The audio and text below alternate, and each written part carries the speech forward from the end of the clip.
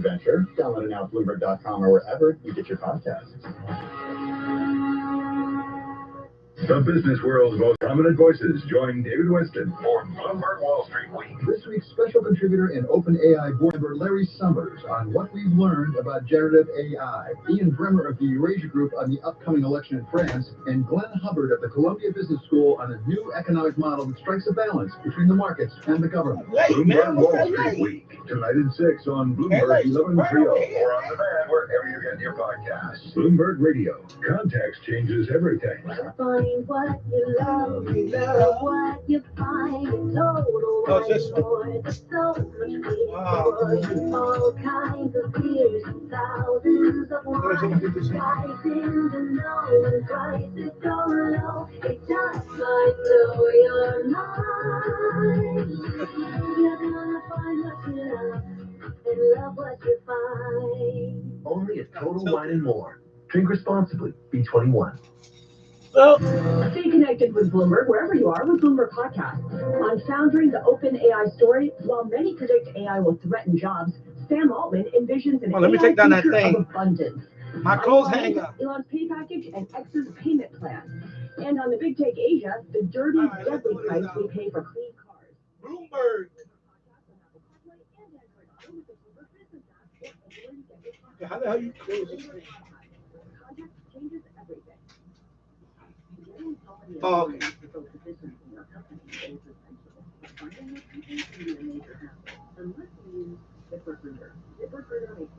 I took off my glasses. Of course, I don't own a dryer, so this is what I use from one of my clothes.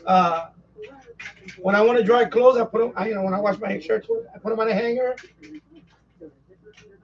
I hang them up in the room. They dry up, one day.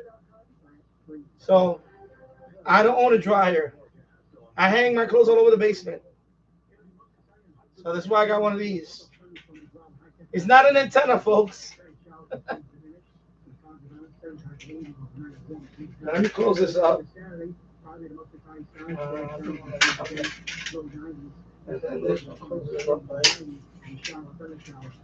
All right. Let me put this over. Put this corner right now. Get it out of the way. Yeah. Oh, let me turn on this guy.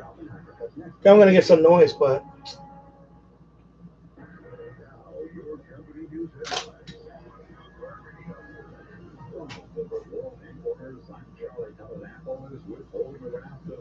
Yeah, freaking mess here, man. Look at all this mess. What a mess I have here. My God. What a mess.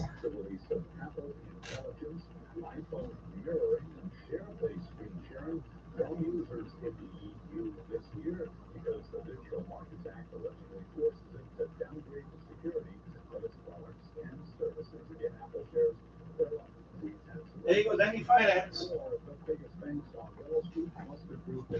Danny Finance. I'm just kidding. Danny's still Danny Shortwave. Relax. Say Danny Finance, and I'm playing Bloomberg.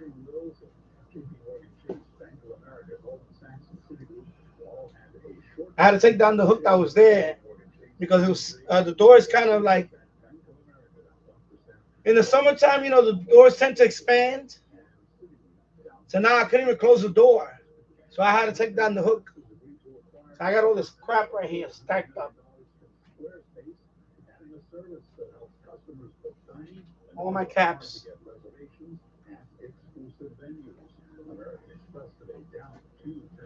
I'll take it over there. And my outdoor hat.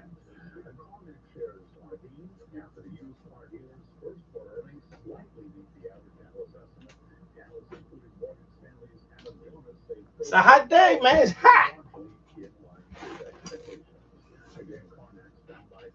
It's hot.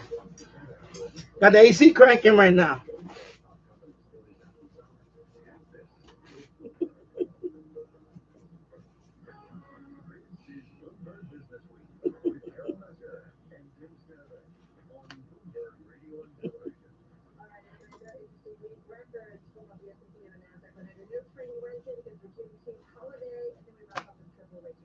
There you go. For the thumbnail. Okay, well, let's get serious here. For the thumbnail, here we go. All right. Gotta hang this somewhere. Where the hell can I hang this at? I hang it right there.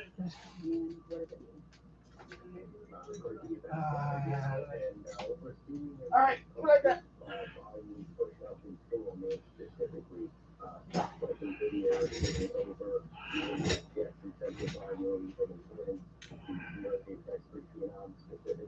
All right, let me turn on that stereo.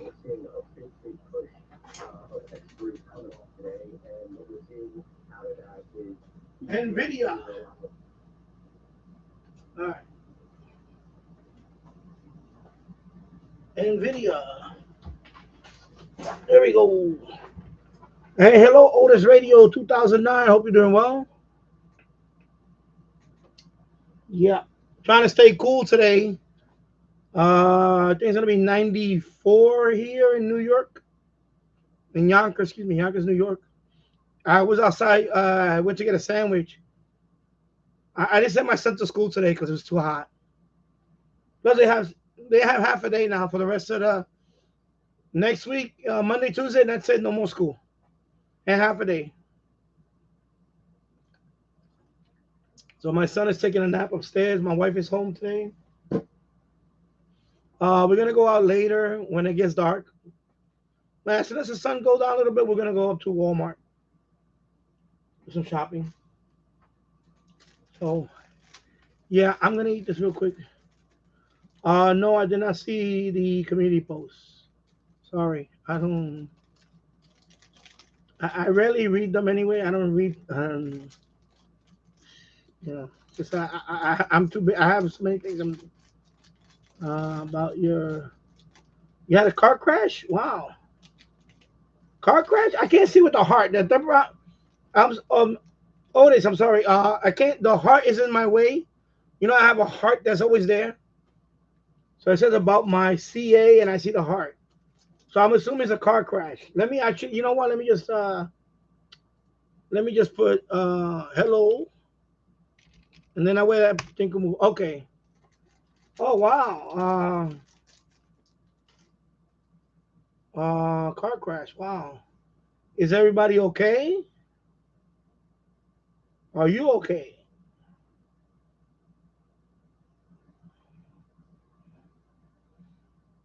Well, if you're posting here, then I'm assuming you're okay. Yeah, car crash can be. Car crash is scary. I always. That's why I don't drive no more. I don't drive. I can't drive. I can't drive like My wife is the driver. My wife is an excellent driver. My wife is a very good driver, although she got into a couple of little accidents. Not her fault. You got people. You got just. Okay, so everybody's okay. Okay, so well, thank God everybody's okay. The car can be replaced. It's as long as nobody got hurt or worse. Then that's thank God. Thank God for that. So I got into a car crash 2 days ago. It was me and my dad and my family. My dad was driving. Everybody's okay. Well, good. Thank God everybody's okay. No most serious accident I ever been to was my wife and I. This is way before my son was born. This is a long time. It's like 15 years ago now. We would come, and it was in the middle of winter. There was black ice on the road. They call it black ice. That's when even though there's no snow on the highway, if sometimes there's a thin sheet of ice, because sometimes when the snow melts and it refreezes, it creates a thin sheet of ice. So of course we're coming back from Atlantic City, New Jersey, going to the Bronx because I used to live in the Bronx. And a car behind us clipped us, and we did a fishtail. So we spun all the way around, and we hit the wall on the side. But thank God we didn't go off the road. and we were okay. I mean, we walked away from it, but the car was damaged. The car was, you know, the front end was all damaged. The back end, of course, where he hit it, and then he spun out, and he wound up in the middle of the road. Then another car hit his car. So it was like three cars, but nobody got hurt. Nothing. We didn't. My wife and I were fine. We walked away. The car was damaged. It was, you know, and the guy that hit us. I guess he was going too fast and clipped us. And he was with his little girl. And of course, we wound up on the shoulder. They call it the what they call that? The little, when you're on the highway, what's that little? We call it the shoulder, but it's actually a service road, whatever it's called. And a couple of cars were sitting, and it's kind of dangerous just to sit there. So we got away from the car, and I told her to walk away, and we walked away and we went over the guardrail just to be safe. We went over the guardrail, and then until the police came and all that, and then they shut down the highway, and then so my dad ran into another car, and the car flipped over, and the car is really damaged, but everyone was okay. Okay, well, that's good. Everybody was okay, and it went over the pole when it flipped. Wow. Yeah. I mean, that's why of course, it's the law, but wear your seatbelts. Thank God for seatbelts. And in our case, the airbags didn't deploy because it wasn't that much of an impact. So even the airbags didn't deploy. Because the car just clipped us, and then we spun over. And as soon as it clipped us, she said, "Hold on, we're gonna hit the wall." I said, "Okay," and I was just holding on like that, and then we were spinning, and then going this way, we spun. Right, we spinning, and then boom, we wound up on the guard. We wound up hitting the guardrail, facing against the traffic, but we was on the shoulder, so we wasn't in the middle of the highway. So thank God. Then the cars were going by us, and then another couple of cars skidded. It's scary, it's scary, but I still prefer because I don't like to fly anymore. I don't have fear of flying. I just don't like traveling. I don't like traveling by air anymore. It's not the way it used to be when I was a kid. When I was a kid, it was a lot more orderly. It was more classy. Oh, okay, so your airbags got deployed. Okay, yeah, so that's a serious impact. Yeah, when airbags get deployed, that means there was a real impact. Wow, yeah, and I'm sure it did save you. Hey, hello, Andy Cowley. I hope you're doing well, my brother. And yeah, so thank God everybody's okay. Yeah, of course, your seatbelt helps too. Yeah, you gotta always wear your seatbelt. It's by law, and everybody. My son in the back seat, of course, he has a seatbelt on. Now he's tall enough now that he doesn't need the booster anymore and in that, so he just puts on a seatbelt. So, and and like I said, you could be the most, and your dad could be the most careful driver, but you have idiots on the road. You have idiots on the road. My wife is a very good driver. She's a good driver. She's a very good driver. Unfortunately, you got people on the road that just don't know they shouldn't be on the road. There's people out there on the road that should not be on the road, especially when they're intoxicated.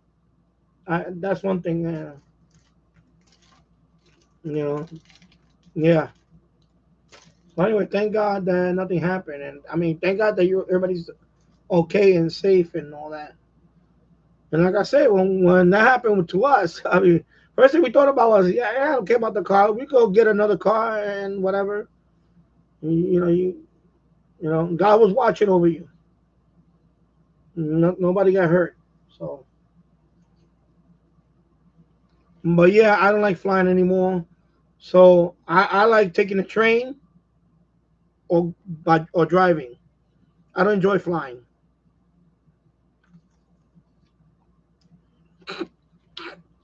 Exactly. You got people out there with no driver's license. Now, of course, you got all these illegals. They want to give them license. Yeah, in New York State, they pretty much want to give them license because they need to work. And no, I'm sorry, they shouldn't be here in the first place. But this is a crazy world we live in. So we got more people. Listen, I got people in this neighborhood. I'm gonna say it. No PC here. I gotta say it. I got a lot of people here. Some of them are Mexican descent, whatever you wanna call them. I gotta tell you, I see them out there knocking down cases of beer, and they driving. They drive wherever they driving. They're driving intoxicated, and the way these people drink, no lie, I'm serious. They walk like this,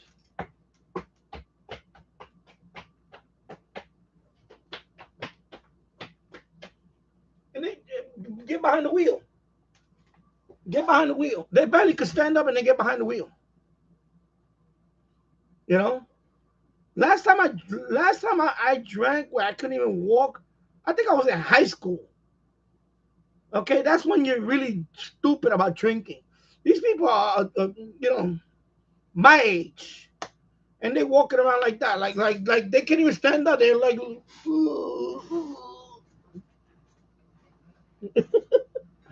and they get behind those F-150. You know what's an F-150 coming at you? That's a truck. F-150 is a truck. It's not a pickup. I don't. People say it's a pickup. You know what's a pickup? A Mazda, whatever, a Mazda little pickup, whatever. This is a truck. You should be classified as a truck. They get behind that truck and they intoxicated. Okay? Because and I'm telling you, no PC here, bro. The worst drinkers. The worst drinkers in the world. They can't handle their drinking. They'll knock down like two cases of beer. Because they're always on the other side of my yard. On the other side, that's where they go piss and all that. But at the dead end street, they all listen, just playing their music there, whatever, and you see them stumbling. I mean, it just sounds funny, but it's true. I'm saying they're stumbling like this, holding their willy, trying to aim. It's crazy. And these people be on the road. I'm telling you, I see them here. They on the road. And that's what scares me. People like that on the road. Okay? And like you said, Andy, and some of them, I'm sure they don't got license. They don't got license. It took, for me to get my license, I had to go through hoops and hurdle because of something that happened many years ago. I had to go through a whole, I gave up on it.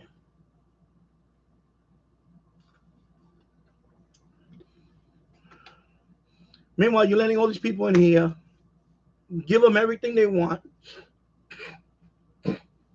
give them every benefit they have. You got people out there, citizens that are homeless right now, veterans, and you're giving all these people all this nonsense, all these benefits, and they wonder why our country is like this. It's disgraceful. Anyway, thank God that nothing happened. Otis, thank God nothing happened to you or anybody in the family, whatever. But I read too. I see these news articles. Drunk driver hit directly oncoming, like they get in like in the, what they call it. They go in the wrong way in the highway and slam into some poor family, and the family gets wiped out, the whole family, yet the drunk driver survives. It's crazy. It's disgraceful. Sorry, I'm eating chocolate. I need some sugar. It's one of those days. Like I'm not awake until I eat this cupcake.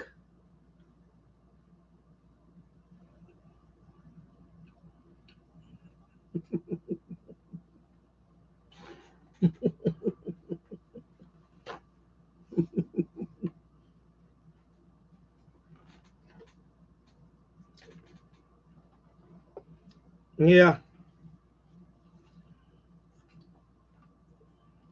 Anyway, my radio DX is not here, but this is the 1801, the DR 1801 UV. This is a DMR radio. Of course, do not buy this radio, folks. Don't buy it. I should have bought the DM7. Even though it's older, I should have bought the DM1701. This one you cannot put any firmware in it. That's the Open GD77 software, which I wanted to put on it. This one cannot do that.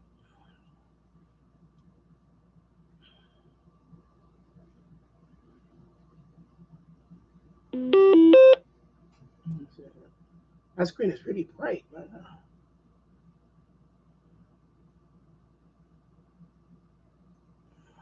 Anyway, do not get this one.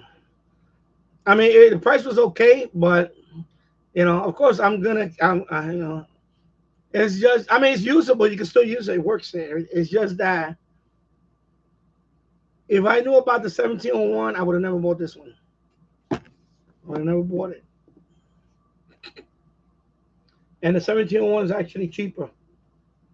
It's an older model, but it's cheaper. But that one you can put Open GD77.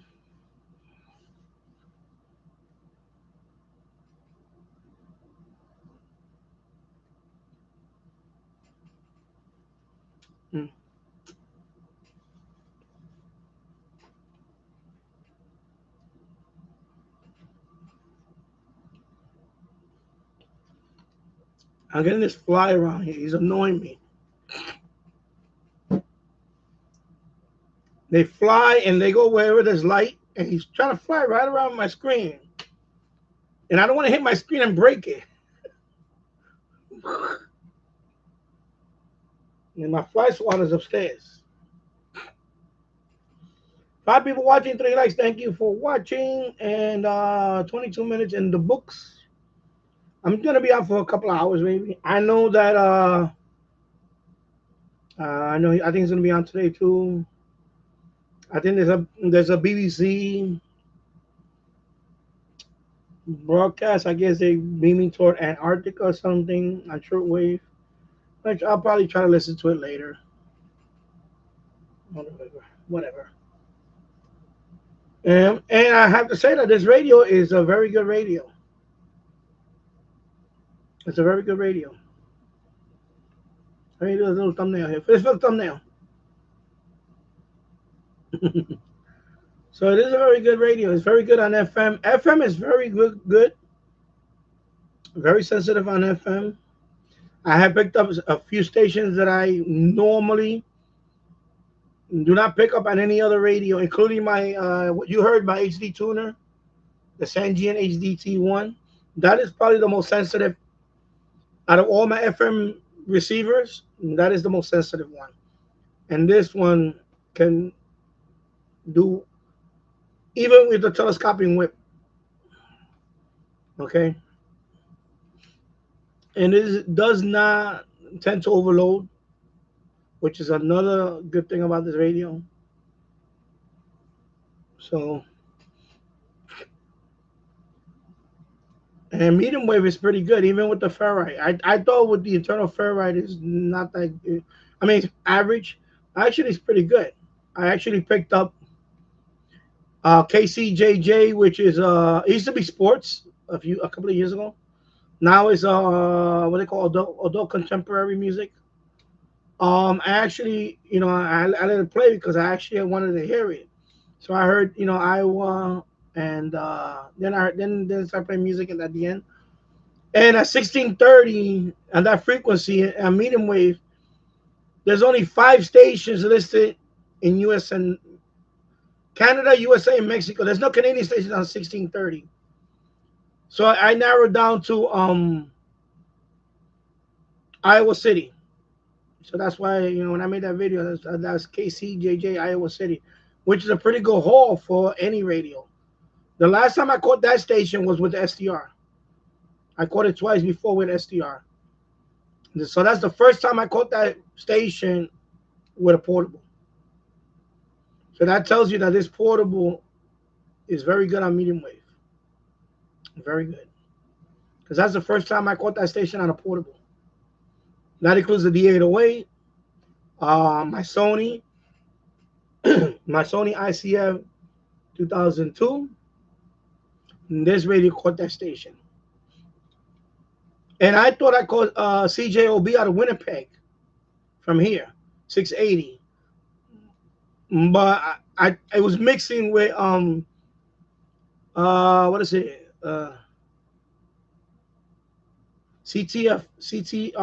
CTFR out of Toronto, 680. So those are the only two Canadian stations on 680, according to Radio Locator. And I heard them both. I heard both mixing. But I couldn't confirm CJOB from Winnipeg. That would have been a nice catch. From New York, from Yonkers, New York to Winnipeg, Manitoba, Canada, on 6A on medium wave, that would have been my furthest catch.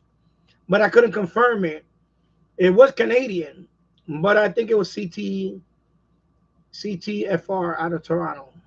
And those are the only two stations that are listed on 680 in Canada.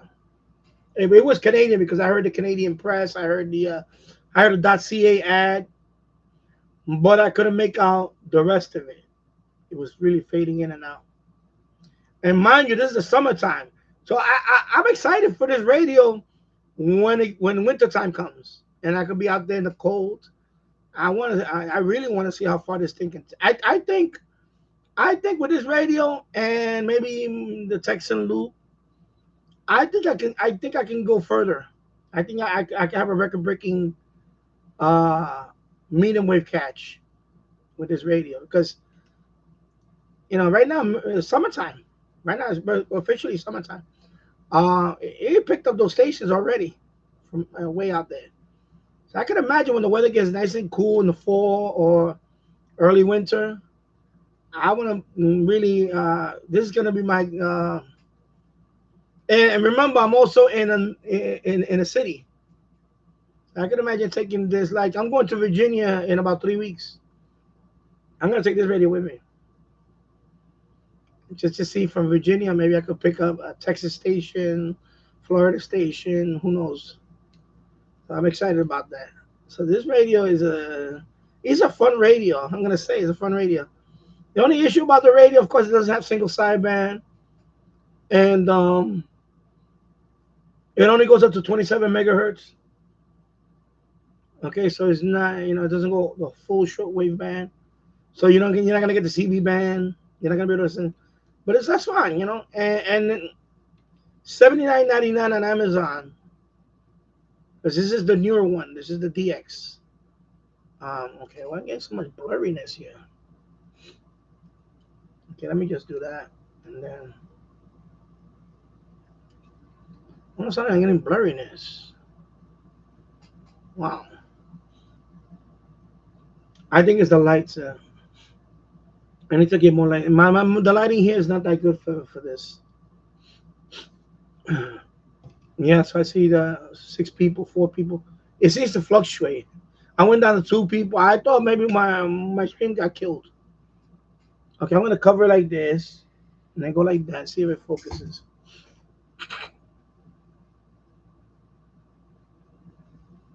But right now it is blurry. What is going on? Yeah.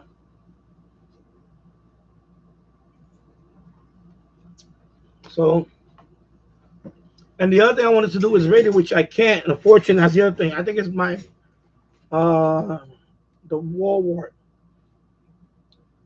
Because I have my I was gonna do the stream from up there, but it's just too hot today. That's why I'm down here with the air conditioner. Because I have up there the Eton field radio. hooked up to the Texan Q3, and right now it's tuned at 92.9. Yeah, 92.9. And I've been recording it since yesterday morning. Uh the day before that I recorded for 24 hours. I didn't get no catches because there was no sporadic key. There hasn't been sporadic key lately. So today, as soon as the stream is over, I'm gonna go up there and check it. And what I do is I have a sample right here. See, I even put the post-it. I put the post-it note on it. So this is the SD card that I took out from the Texan Q3. I plugged it into here. I opened up Audacity, and there was no, the wavelength was flat. So that means there was no signals. I mean, no sporadic came in or no tropo came in. So then I said, okay. So then I put this is that one. So I put that one so that one's been running since yesterday morning around 7:30, 7:20 yesterday morning. So it's over 24 hours. So every hour it makes an MP3 file. So I'm gonna take that one today, and tonight I'm gonna sit here and see if I get any catches on it, even if it's just tropo. And then I rotate because I have 3 of these SD cards. I have 3 of these SD cards for that radio, and they don't take up a lot of space. 24 hours of is only like 1 gig because 128 kilobits MP3 compressed, so it's not 1 gig for 24 hours of and this is a 32 gig card. So I'm definitely gonna bring that one down. I'm gonna put that one on Audacity. I'm gonna see if I get catch. But so far I don't think that's because I know TV Rainy 1972. He hasn't posted any sporadic E. He's getting tropo catches. So if I get anything, it's probably gonna be tropo. It's not gonna be sporadic E. So I was gonna do it up there and put on the computer so you guys can see it. But it's too hot up there right now. It's too hot in that room. It's just hot today. Today's really hot. So I said, let me come down here and just stream for a couple hours or whatever. Just kick back today, Friday afternoon. My son is taking a nap now. He's looking forward to last day on Tuesday at school. Hey, hello, James Farley. Good to see you too. So I'm just, kicking back today. Mm.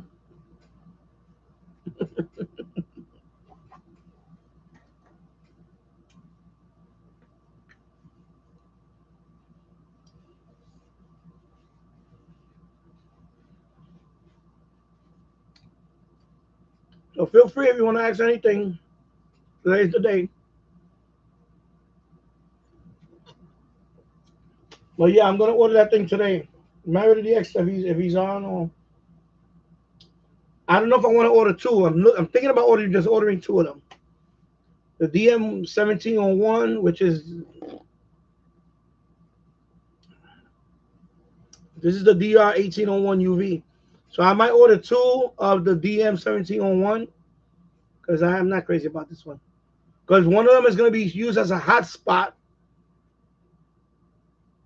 and that one you hook it up to the computer, and then you have to run software for that. Then the other one is obviously going to be my radio. So and that's why I had to order 2 of them. And they're like, when I went on AliExpress the other day, I got it down to about $85 for 2 of them. $85. James Farley, I might get that radio. You talking about the Credosin? Yeah, Amazon. I got mine from Amazon. Well, my wife bought it. Yeah, DX286 Amazon. $79.99. With tax, it was $87.09. $87.09 with this because you live nearby. You live in Jersey. Probably gonna be the same Because I'm a Prime member, so free shipping, and it got here pretty fast, like in 2 days. 2 days.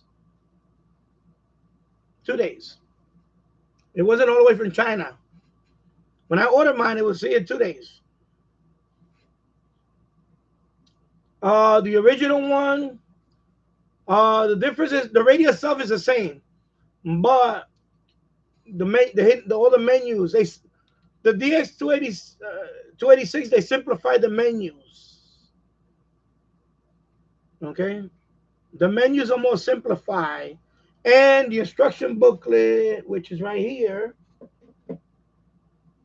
I believe the original one had a convoluted instruction booklet or something. The easy to use instruction booklet. Okay, very easy to use. Even has pictures of the buttons. See how they explain it in the instructions. Very easy. Okay, very easy. Probably one of the best for a radio like that. One of the most easiest, simple manuals that you can follow. So, and half the price. The original one, the SR, was, I believe I seen it for over $140. This is $79.99. So it was almost twice the cost. Because it's been out for over a year. At least over a year. With the SR version.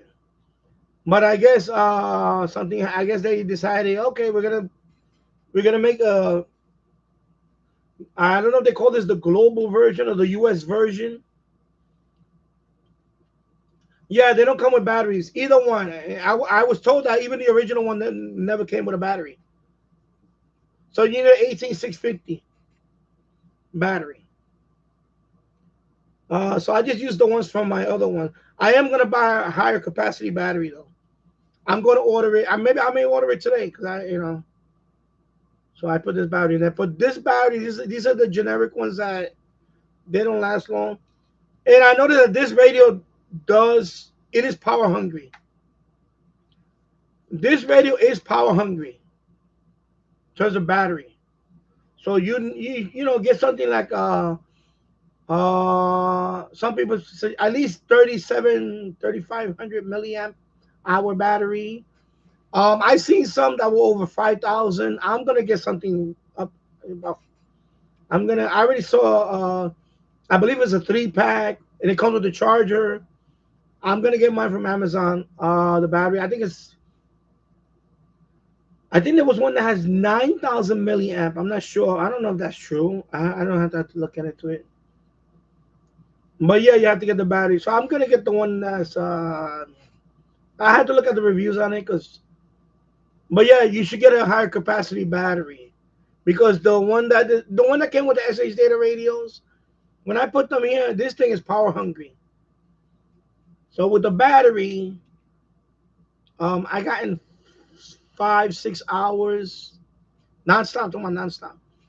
Maybe I'm gonna say 6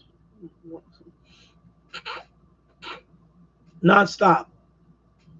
But this is the 2000. What is this? I forgot.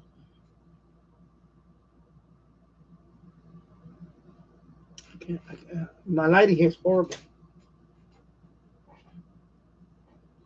Yeah, you can. And that's what. And this thing has so many settings. I have not even begun to go through it. I think there's a setting you can just leave the display off, or the display on all the time. Things like that. Of course, I have not even taken with the long wave, because there is long wave, but by default they shut off the long wave. But you could enable it. You could turn on the long wave if you want. I have not turned it on yet. I have not tried it out. I need to try out the long wave just to see if I can pick up any beacon. I am not a fan of the kickstand. The kickstand I'm not a fan of. It feels very cheap. The radio itself, it looks well built. It's just that kickstand. That stand is feels cheap. Yes, it has 8. I'll tell you right now. Let me put it on. Sorry, let me tell you right now. Yeah, you have 3, 4, 6, and 8. Okay. Yeah. And on FM, you have a whole bunch. On FM is a whole bunch of them. And you have an auto bandwidth. So it automatically, I mean, that's not FM, excuse me, auto. Yeah. Anyway, yeah, so yeah, there is 8.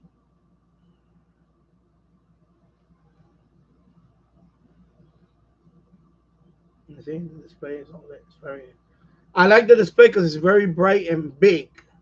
Unlike the D808, even when it's off, you can still see the numbers, right? Even though with all that glare, you can still see the numbers.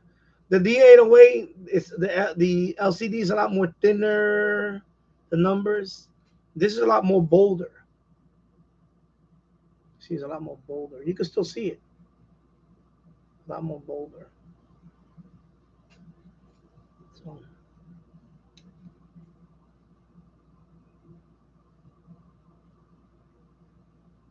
it's a lot more bolder. So I like the display. That's one thing this thing excels is the display, especially if you. Okay. Why is it so blurry now? What is going on with this thing?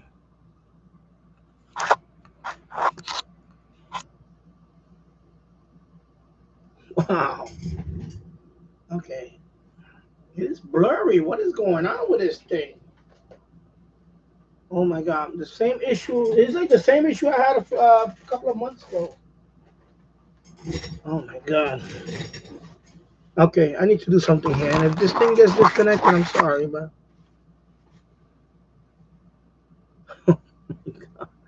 What is going on with this thing?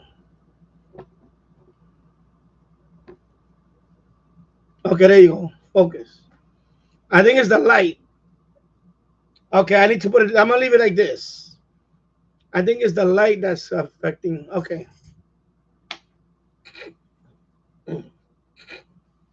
Yeah, sorry. Yeah, so I'm gonna make a review soon on it, but I want to do a couple of things on it. But right now, this radio is definitely a buy. Definitely a buy. Definitely a buy. Um, I love. I'm having fun with this radio. It's a fun radio, and I'm gonna take it with me to. Yeah, it has a quick muting, but it's it's all the all these radios have muting, but this one is not delayed. Is you could I tune you could tune very fast and you don't even notice it.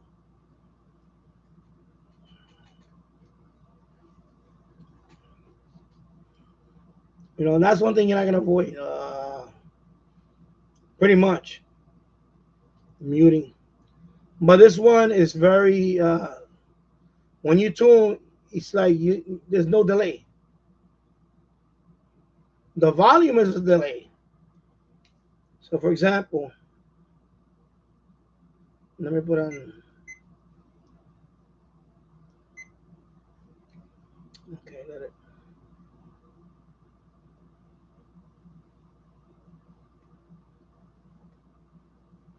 I put the volume up.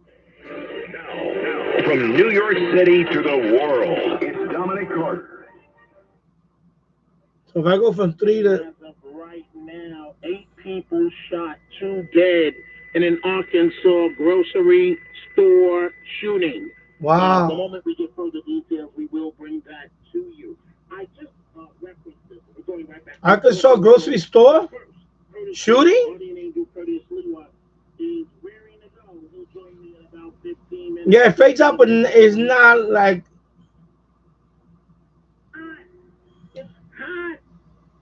Okay, let me turn that on. Arkansas grocery store. Wow. And I haven't seen Keegan on in a while. It's been like three live streams already. He hasn't been on. And this, oh my god! And he's always talking about the grocery store that he goes to. I hope he's okay. Not, I mean, I'm not talking about because of this. I'm just talking about overall. Because I haven't seen him I haven't seen him in the last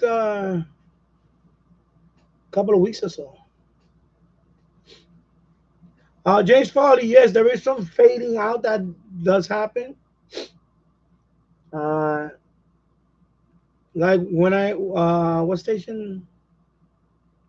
I think it was the 681.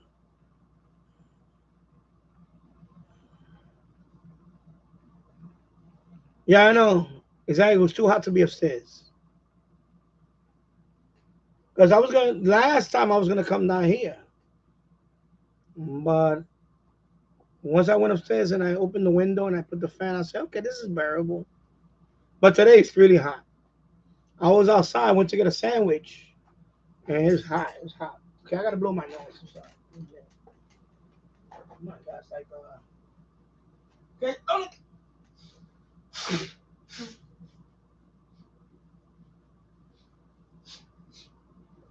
oh my God.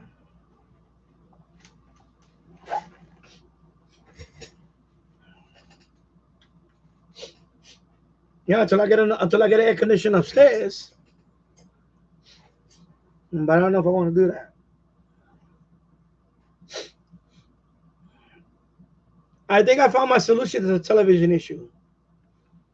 I saw in Tetherman's video yesterday, and there's a new Tableau that's out. I think I'm going to go the Tableau route. So I'm going to eliminate all that. The amplifier and all that is gone. I'm going to eliminate all that. What I'm going to do instead is I'm going to get a Tableau, but not now. I'm going to wait a month or two. Get the Tableau. I'm going to get the Tableau.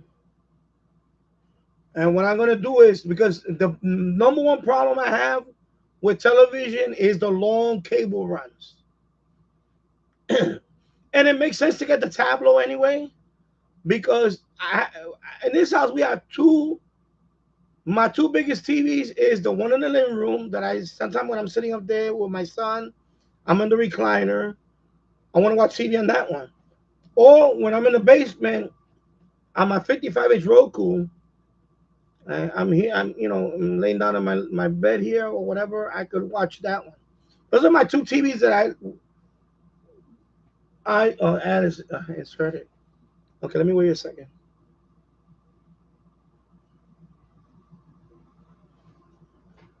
Those are the two televisions that yeah, and that one has 4 tuners. So that one makes sense to me, because right now I have it's a mess. From the roof, you saw the 2 antennas, combiner, amplifier. It comes all the way here. Let me show you. I don't know if you're gonna be able to see it. This is the connection. This is the connection. This is a power inserter. This one I'm holding is for the power.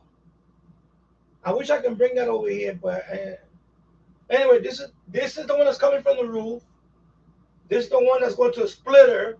This is just for power. This is to send power to the amplifier. From that goes to a splitter, and then one goes to the first floor, and one goes to the other room. That's a lot of cable running. And anytime you have cable running, and you have to use a splitter and the long cable run, you diminish the signal. You diminish the signal. You get signal loss. You're gonna get signal loss. So I think those antennas are doing fine. I think it's just the cable run. By the time it gets to this TV and this TV, I lost maybe 10%. Who knows what the signal loss is? I lost maybe, I don't know, whatever signal on all my channels. So, and that's the difference between watching a great picture and getting pixelating. I think that's the issue. So rather than no, I didn't change the cable. I haven't been up there since I made that video. So I'm not gonna do all that. What I'm gonna do is I'm gonna get the tableau, but I'm gonna put it on the second floor. So the cable run, no amplifier, no nothing. It's gonna go from the antenna to the tableau. And then the tableau, all I gotta do is, for example, on the Roku, I just put the Roku app. There's an app for Roku. I just got the Tableau app inside my Roku TV.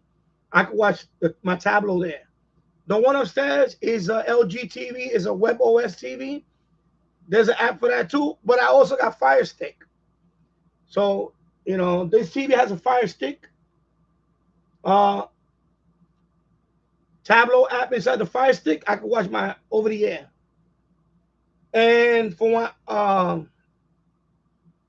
Tyler, he says very minimal delay, and it's a, you know, so when he says it's good and he has a great picture and everything, he's the man when it comes to reviewing that stuff. So I'm gonna get the Tableau. I'm gonna get the Tableau, and that's gonna eliminate all this. So I'm gonna keep that. I'm gonna keep those wires for my FM. So I'm gonna keep. I'm not gonna get rid of the wire. I'm gonna use it for my FM. So I only need to buy one cable for another coax for that one. But for this one, I'm gonna use it for FM. I'm gonna hook that one up to probably the little Yagi. I'll make an extension and I'll just hook it up to the Yagi or something. I don't know. Or just I'll leave it there for another one. But I'm gonna get a brand new one, a shorter one. From the antenna to my second floor room, in there is gonna be the Tableau. Hooked up to the Ethernet, and then the rest of the house I just need a Tableau app, and that's it. Because the majority of the loss is the cable run. Has to be the cable runs. And it's too long. You know, once you go over 50 feet, we're talking about and for example, the one in the first floor, it comes down here, then it goes back up. And it goes the splitter's over right there, the splitter. It's right there, the splitter. So one goes to the next room. The other one is another 50 feet cable that goes all the way to the first floor into that TV. So the first floor one, the one that you saw me do the first floor TV is the one that you saw me do the channel scan. And that's probably 100 feet of wire combined of coax. That's a lot.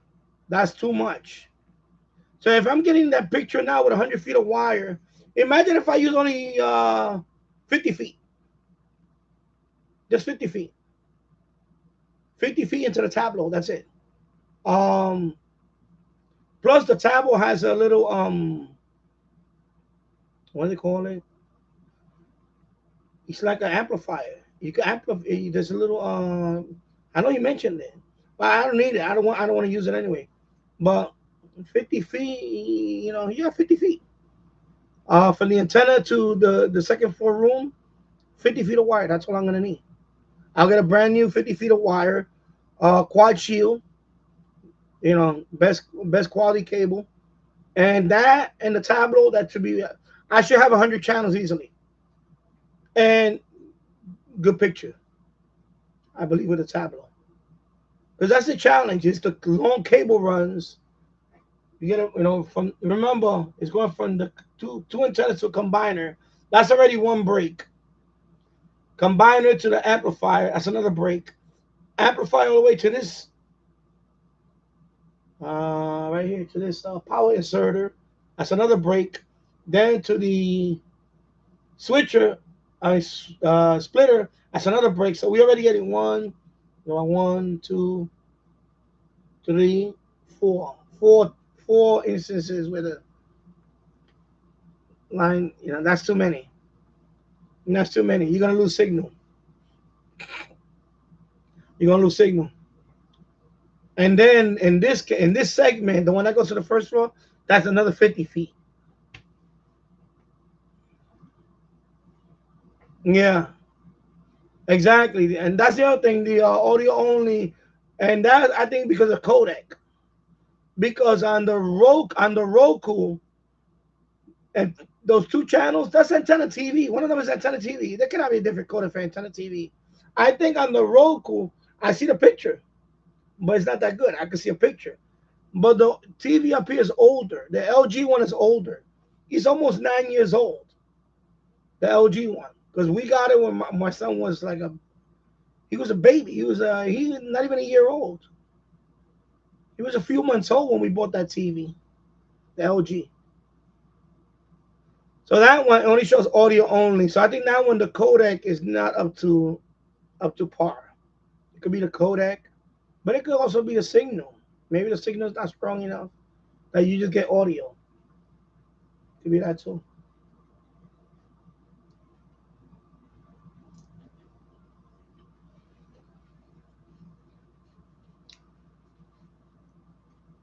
So I'm gonna get the Tableau, but I gotta save up for that. I gotta wait for that one because I don't know how much the price is. I think it's 100. I have to check. Where's my phone? Let me look it up over here. How much is it? Unless you know the price, you can tell me. Cause I'm gonna go with that route with the Tableau, and then in the second one I'll have to put a switch too, because I have one Ethernet line going upstairs, but I have no switch. It's hooked up to my computer upstairs, so I have to get a switch too. Let me see. Tableau, Tableau TV. So right now QVC is $89.98 on QVC. Yeah. Oh, this is a two-tuner. Two-tuner, not four-tuners. Two-tuner, excuse me. Tableau TV, Generation 4. No, this one, right? This one.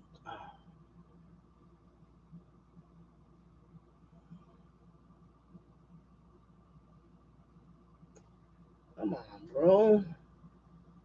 Ah! Wow, bro.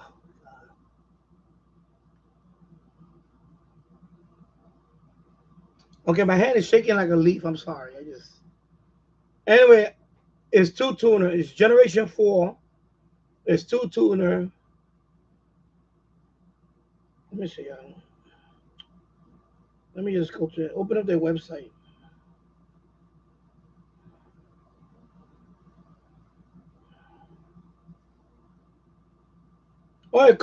And it comes with an antenna. Okay, I don't want to do this. Come on, man. So it's this one. Oh my God, come on, bro.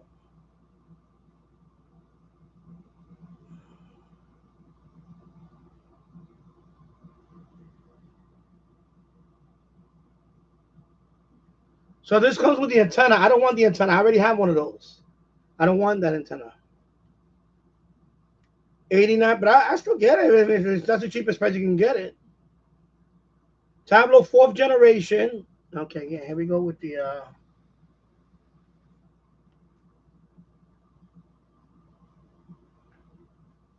why is this doing this again with this? Oh my God. This thing is annoying, bro. Come on, bro. You're killing me today with this camera. This camera's killing me today. Come on, bro. What are you doing to me today? What are you doing to me, man? Oh my God.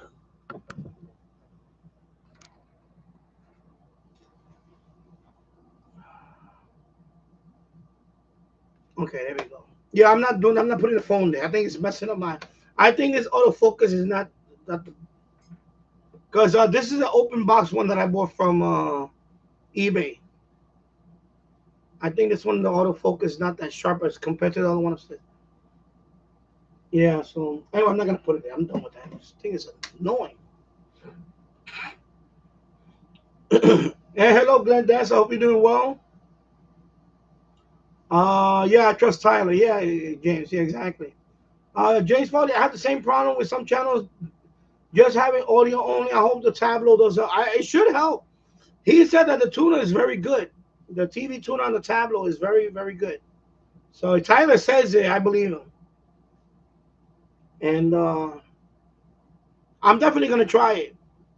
I'm gonna look at some prices on it. I want to get the because they have one with a bundle with that 35. I don't want that antenna. I don't need that. I just want the Tableau. I don't want the extra antenna, whatever the hell it is. But it's a two tuner. This one is a two tuner. I don't know. I think the one that he reviewed, I believe it was the same one, the two tuner.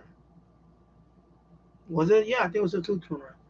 They may have another one, but I think it's two tuner. Anyway, I only need two tuner. I don't care. I don't do a lot of DVR stuff anyway, so I don't really care about it. My thing is, I just want the best possible picture in real time. I don't, Also, it's nice to have the pause. I like the pause. That's nice because I don't record much. I have a TiVo. I have two TiVos, lifetime membership. I have a TiVo. I have an HD TiVo. I could hook it up there. I could use that as a DVR. The problem with the TiVo is and that's another thing I that they actually take the raw format, which is good. Because he said the old Tableau used to compress it, and then when it would play it out, it would look kind of like, well, I forgot the word he used, but I understand what he meant. When you compress it over and over again, it loses its like what you saw when the thing was in focus. You see, now that it's focused, it looks sharper. So yeah, I definitely want that too. I want a sharp picture. I don't want no compressed like streaming type thing. Even though it is technically a streaming, but yeah. Richard Califano, good afternoon from Albany, New York. Hope you're doing well, staying cool. Richard Califano, what is good to take pictures off a phone? I just use the Windows Explorer, drag and drop, drag and drop. That's what I do, drag and drop. My and this is Samsung. Was it 820? I forgot the number. My wife bought this phone and she gave it to me and she bought a new one. 820, 824, I think it is, whatever. It's like the anyway, I just use hook it up. The thing about this one, a lot of people get messed up on this one. I'm gonna explain. Let me bring out the cable. Because it happened to me in the beginning. It happened to me in the beginning. I had a Huawei phone. That one, you couldn't do that. Hook it up, Windows Explorer, drag and drop. It had its own software in there, and then you needed to install that software on your computer, and then it will organize it for you. And then from there you could say, okay, I want to take, which was annoying as hell. I hated that. Hated it. I put up with it, but I hated it. Then she gave me this one, Samsung, of course, latest Android, blah blah blah blah, whatever. Um, USB-C, of course, but I kept using that old cable, and it would connect my phone, but it didn't want to see my folders and all that. And I was breaking my head over it. Problem with when these new phones now, you will need a USB 3.0 cable if you want to be able to move files. That was my mistake. So finally, I got me USB 3.0. You see, it's blue. USB 3.0. Of course, USB-C, but it has to be USB 3.0. 3.0, not 2.0, 3.0, because my computer's 3.0. I put this in, boom, sees my phone like easy. And because I put a lot of videos in, a lot. With the old cable, it was sometimes it would see it, but when I wanted to move files, it would take forever. Just even reading it and displaying the icons, it will take forever. So make sure get a USB 3.0 cable. That's gonna make your life a lot easier. A lot easier. This, the phone, that's it. Windows Explorer, drag and drop, bing, bing, bing, that's it. No software, no special software, no nothing. All right. My other phone before this one was a Huawei phone. It was a good phone, but it had a proprietary software I had to use on there. It was a pain in the ass, blah, blah, blah, whatever. Pain in the ass. Hated it. Hated that phone. It's right there right now collecting dust. No, actually, my son, we gave it to my son to just play around with it. He plays games on it, that's it. But USB 3.0, because when I got this phone, I was using the old cable, and it was just slow. It kept reading it slow. And then I had to wait for the, when you plug it in, you got to wait for it to show up everything on the Windows Explorer screen. And then you have to select it and move it over or copy them. Because I was using the wrong cable. You have to use a USB 3.0 cable. 3.0, that's the main thing. 3.0, and then now I'm fine. So this cable is valuable to me. If I want to use this phone, I need this cable. Any other USB cable, it's not going to work. USB 3.0. That made a big difference. Because sometimes it would not see my phone with some other USB cables. It would not see my phone. And I'm like, why is it not reading my phone? What the hell? I kept breaking my head over it. I plug it on another computer with the same cable, same thing. Finally, I figured out that you need the 3.0 cable. And that did it. No special software, no nothing. And it's fast. You're welcome. James Bond, I think, yeah, I know. He's going to do some kind of special event, live stream. I may watch it. I don't know yet. 5:30 Eastern? Okay. What time is it?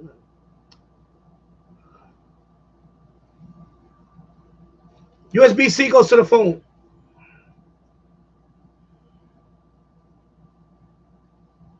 So that goes to the phone. And of course, this goes to the computer. All right, phone. Now, of course, in my case, with my phone, it was not going to fit in there like that. I have to take down this case. Because that's another thing I can do. I can plug it in there with the case on. Take off the case, and now the cable's going to fit in there. With the cable's not going to go all the way in there. So you're gonna get a false. It's gonna say it can't see it, or it's gonna be gonna take the case out, because the case adds like another, I don't know, 0.5 millimeter or something. I don't know. Yeah, so take the case out. That's what I gotta do. I gotta take the case out. And you plug it in, then it'll see it. Because with the case, it was a little gap. It's enough of a gap that, because this one is pretty big. You see how big it is? You see all that plastic around it? It's pretty big. Because this one came from a webcam. This is from an old webcam. Well, not an old webcam. I have it right now. It's a 4K webcam. So I use this cable from a webcam. This is from the Logitech. Where is it? It's around this. Anyway, it's a 4K webcam. It's a Logitech Brio. And this cable is very thick. You can tell it's very thick. It's rigid. But you can tell the connector is very, you say, oh, that plastic around it. Yeah, I could probably shave some of that. I'm not doing it. I just take the case out like that, and I put it in there, and boom. Because that's another mistake I was like, why is that reading it? What the hell? So I said, duh, take the case out, and it fit right in there. Bam. And that's it. Sometimes you got to do, break your head, you figure it out. So, yeah. So this cable, 3.0. USB 3.0.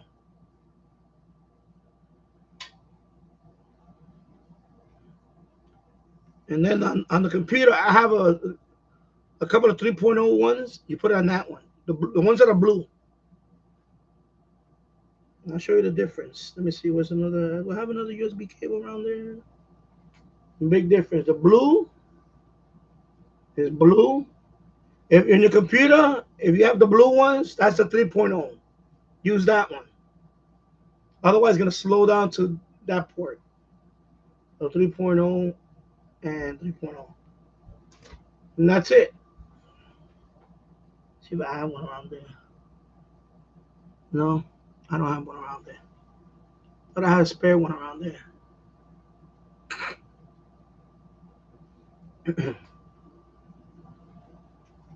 Yeah, that will make life easier, exactly.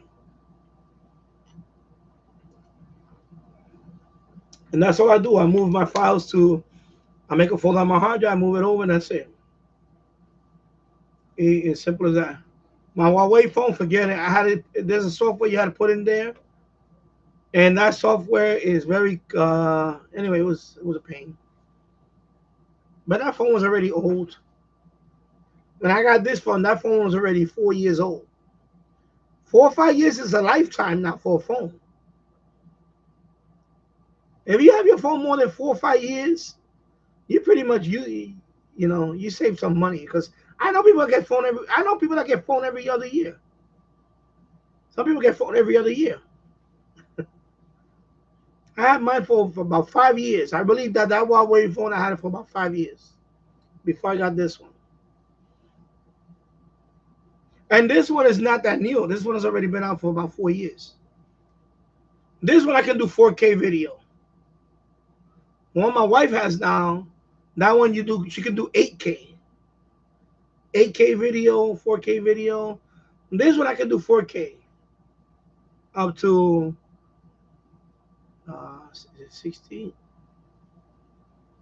I can do 4K. I know 4K I can do on this one. I see some of the videos I did 4K. If I don't have to edit, I can do 4K.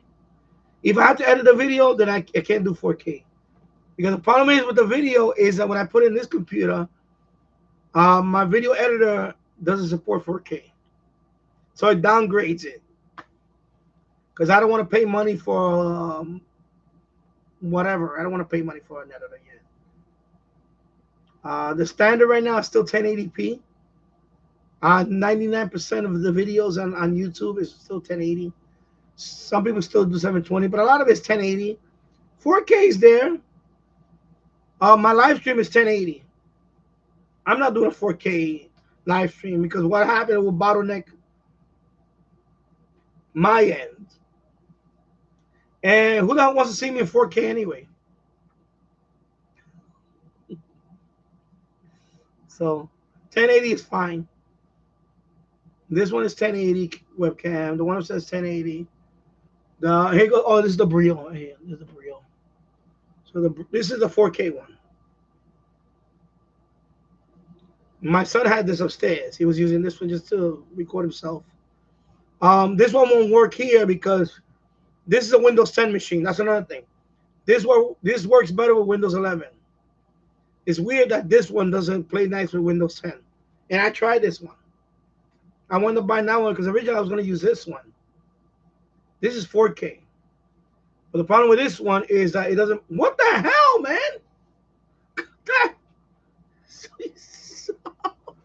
What the hell?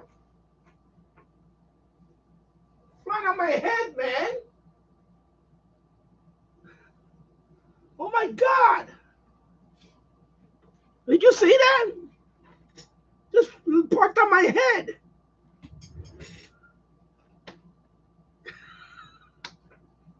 Just parked on my head there like he was going to hold me part of the stream. Oh my God.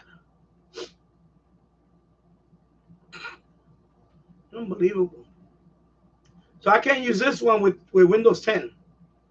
And I tried it, but he's right there now. Oh my God. I'm going to get a SWAT. I'll be right back. But he's annoying me right now. The SWAT.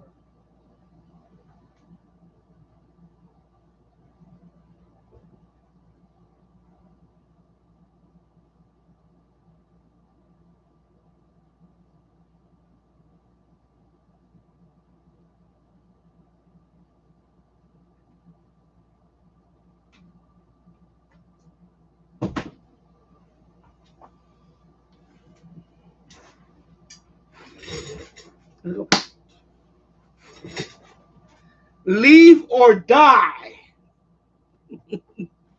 Leave, come in peace, or leave in pieces.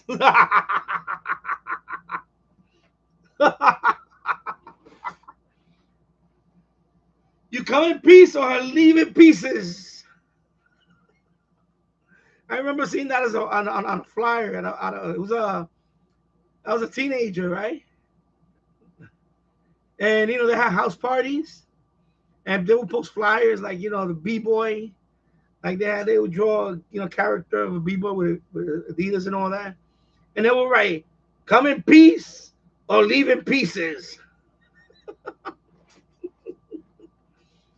Tight security. Yeah, right. Tight security. So they would search you at the door. House party, you would go in there. Okay, we need to search you, bro. That's all right. You can search me. I'm not packing.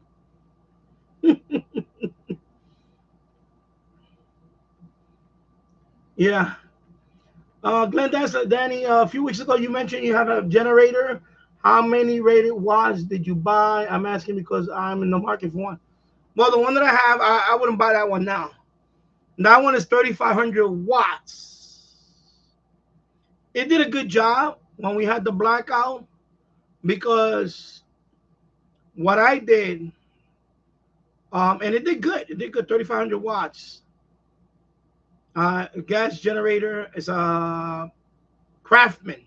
It's old. See, he's flying around. He's zooming. Oh, that's not him. That's another one. Oh, that's a little mosquito. That fly is annoying. He's like annoying. So, anyways, 3,500 watts. It has a 220.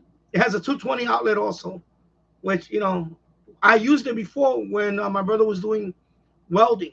We actually ran a welding machine on that, arc welding, with that generator. So that generator is pretty good. Of course, that's older. That's over 20 years old now.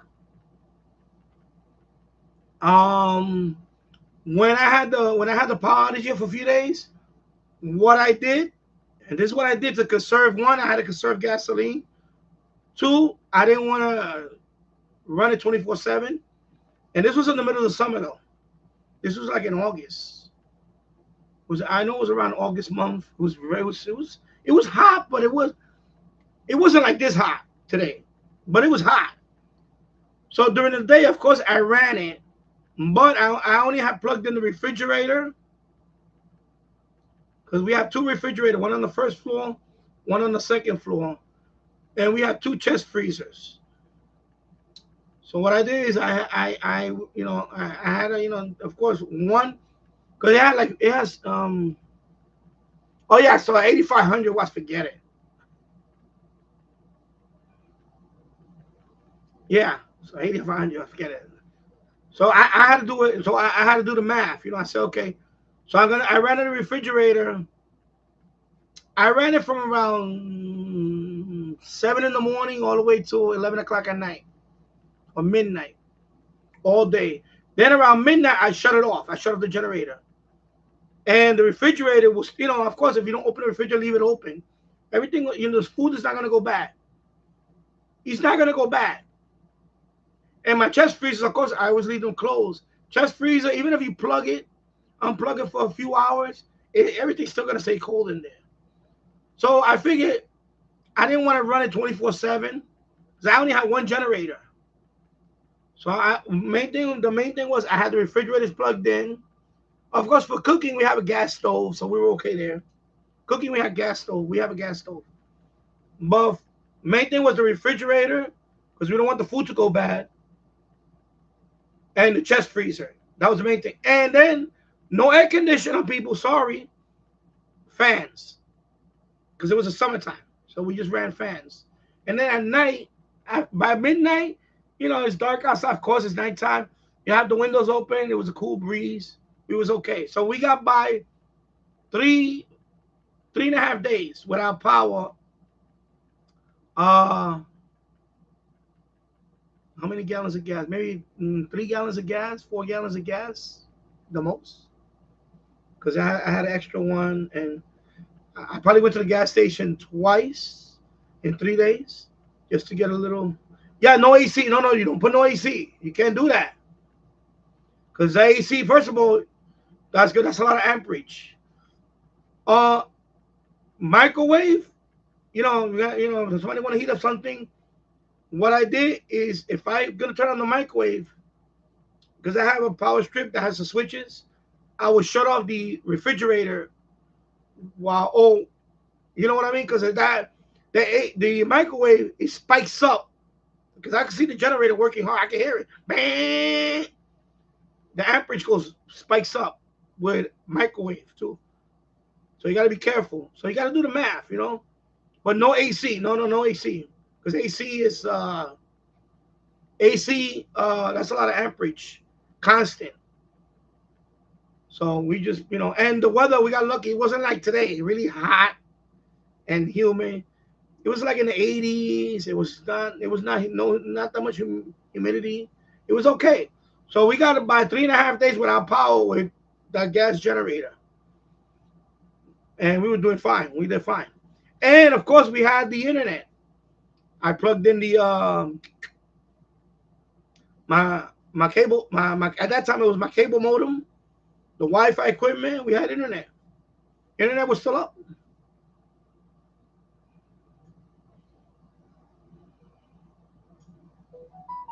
Yeah, so you 8,500 watts. Are you okay with that? And that one has 220, 30 amp, 30 amp. Yeah. So you're fine. But mine had the same thing. It has a 220, 30 amp. Yeah, 30 amp. No, not 30 amp. I think it was 20. Because I use mine. It's a lot. It's older. If I had to buy a new one now, I'll probably get what you got 8,000 higher. But mine did a good job. It did a good job. Of course, my brother owned it before that. He didn't maintain it too well. So as soon as the power thing was over, of course I changed the air filter on it. Of course, he never changed the oil, which changed the oil, of course, all that stuff. The gas, you gotta empty it. Or put a gas additive every whatever 6 months to a year. I run it sometime. I have to run it. I haven't run it in a couple of months. I need to run it again. Take it outside, run it. Yeah, cable. Yeah, the cable is expensive. 30 amp cable. Yes, because it's thick. And it has the I have one over there. I used it for the welding machine. Because I have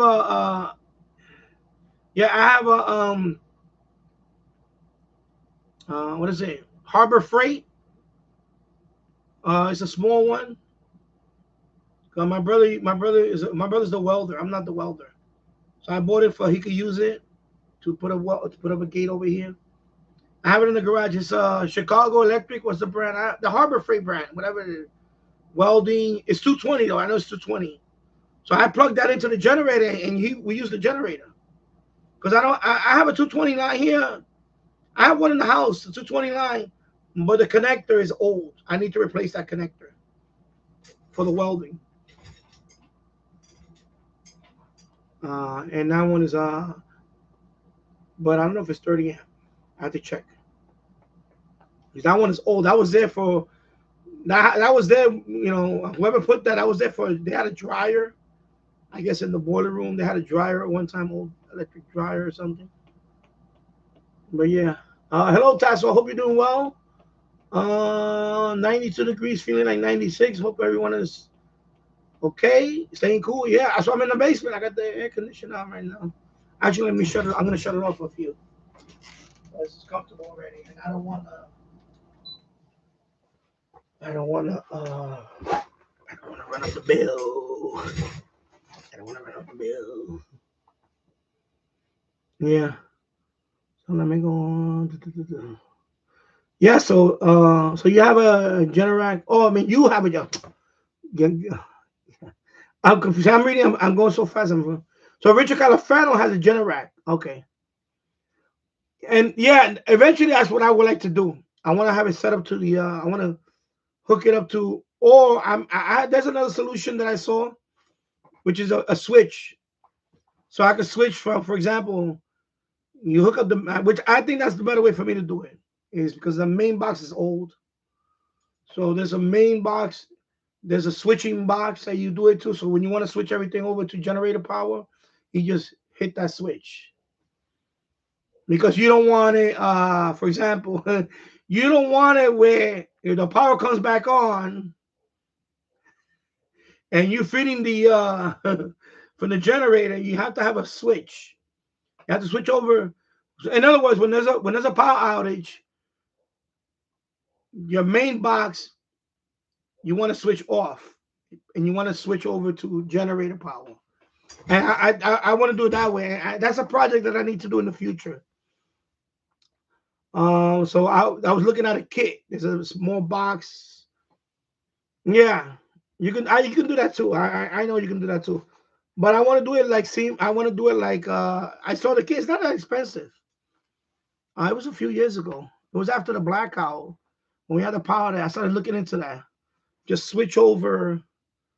It's a smaller brick. I could put it next to the main one, and then what I do is I just a couple of them you have to. I forgot. It's very easy. It's easy.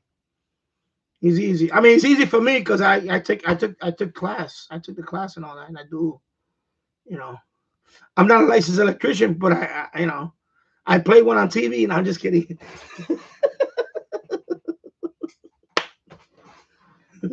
I did stay at a Holiday Inn last night. No, I know what I'm doing. So I saw that solution and it looked pretty good. I think it was what's the name of it? I can't remember. Anyway, you mount it next to the and you run a few wires on there. And what you do is when you get a power outage, you basically you just switch it there, and that's it. You switch it, and that's it. It's like one switch, boom. And you go. Basically, what it does, it cuts off. It's like basically switching the main off, and then you don't do nothing on the. You don't do nothing on the main box. You don't, because I don't want to mess with it too much. Oh yeah, oh, so then you're good. $120, that's good. Oh, $1,200. Okay, yeah. See, that's what I'm trying to save. It's a kit. I forget the name of it. Yeah, I know there's a lot of going on with the transit. Yeah, since yesterday I heard this. Actually, this morning, right? It was this morning. So yeah, Glenn Dansler, yeah, for me, I'm not running a water pump. I'm not running anything like that. For me, my main thing was when we had the power outage. The main thing for me was the refrigerators. I had to keep 2 refrigerators, running at least most of the day because you can get by not running the refrigerator all day. So what I did is I would have the generator on during the day because everybody's awake during the day, and and then I would have a cutoff time. So from 11 p.m. to like 6 in the morning, 7 in the morning, I turned off the generator. I just turned it off.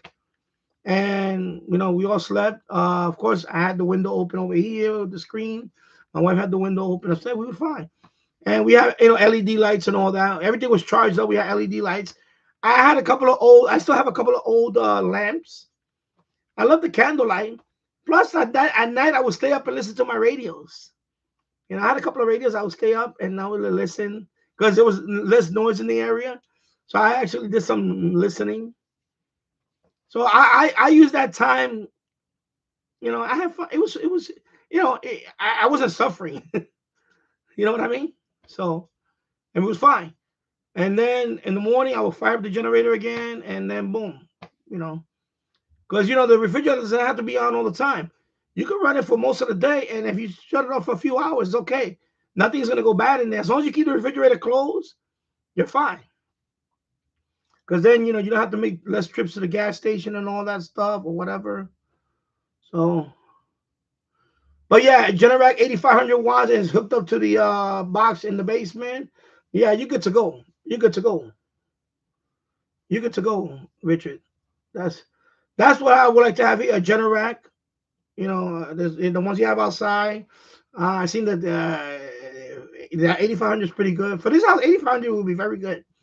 I seen the 10,001. 10,000 watt, I believe. You hook it up to the main thing, and that's it. That's the way my sister-in-law in Brewster. She lives in Brewster, up there in Brewster. She has that. She has she has like probably what you have, something like a Generac. It's hooked up already to the so when there's a power, all you gotta do is flip the switch. He goes outside, you flip the switch, the generator just kicks in, and that's it. He doesn't do anything else. It's already hooked up to the that's what I want to do here. But this house is 100 years old. And that box is a mess. Although it recently is, about 15 years ago, they cleaned it up, the box. But before that, it was a mess. But that's one of my projects, is to do that, to do the, I forgot what's the technical term of it. It's just to switch it over. So basically, you take the 220, you hook it up to that what you call it, a 220 in the house, and then there's a switch, and that's it. It's a switch. It does it for you. When you turn off the switch, you have to turn off the main. You turn off the main first, the one that's coming from the. Basically, what you do is you're cutting off the service one. You cut off the main, and then you switch over to the box. When I mean cut off the main, I'm talking about you cut off the service one, the one that's coming from Con Ed. Even though there's no power there now, you don't want that thing to come back on when you're feeding the generator power at the same time, because that's going to be a disaster. Kaboom. Okay? So if you're feeding, just remember that when you're feeding generator power, cut off the main first. Don't leave the main on. Before you feed generator power to that box for the rest of the house, you got to cut off the main. Because if the power just suddenly comes back on, now you're getting the main power from the street and the generator power, and you're gonna have a fire. Every land there is gonna be on fire. That's why I want to do the switch thing. Because I in the Bronx, I used to do it manually. I had to run to the boiler. I had to run to the basement, shut off the main. Then there's a switch that my brother did it. It was like a knife switch. It was a big knife switch. And now we're ready to bring the generator power into the box for the rest of the house. That's what we did in the Bronx. But here I haven't done that. But I don't want to use a big old ugly knife switch. I want to use a nice little box. Yes.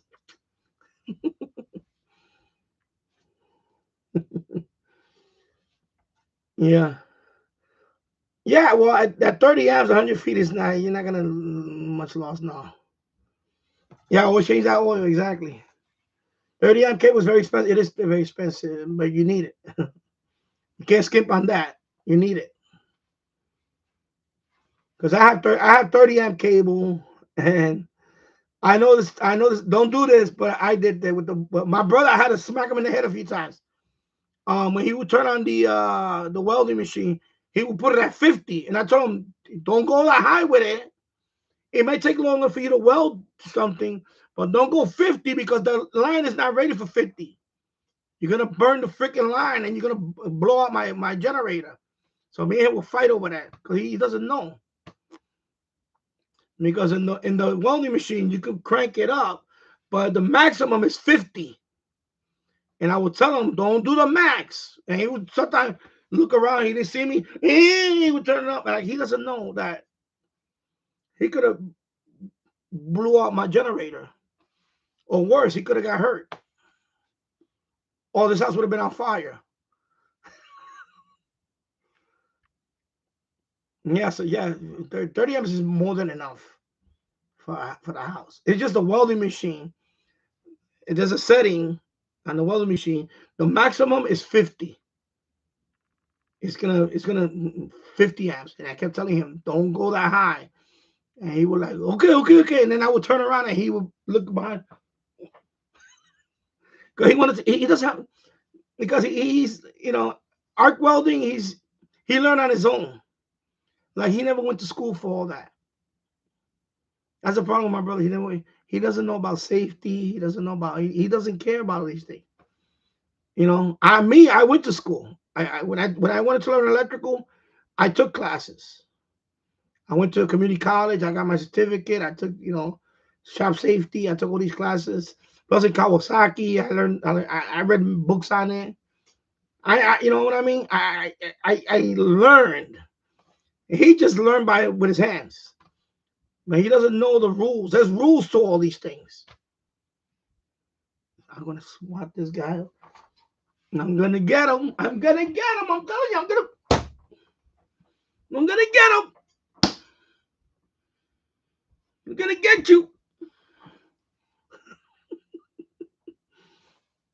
Yeah.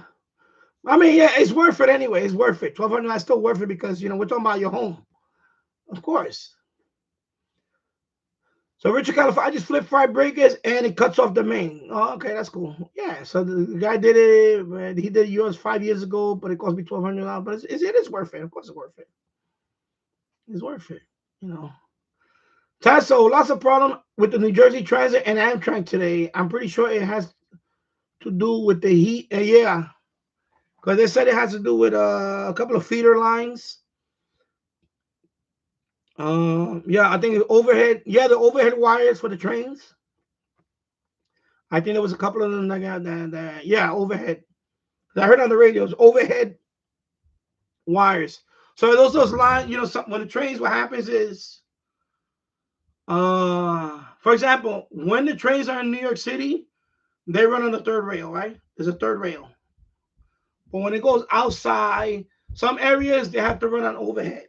So you have the pentagram. You know what it's called, a pentagram? Oh, not a pentagram. Pentagram? No. Pantograph. I forgot what's the name. I forgot the technical term of the train. Anyway, they rub against the wires to get the 700 DC. Some of them run on 700 DC. Some of them run on 650. I think they run on 750 or 700. What the hell? Okay, this rubber mat is in the way. Yeah, so they run on 700 or so. So they run overhead.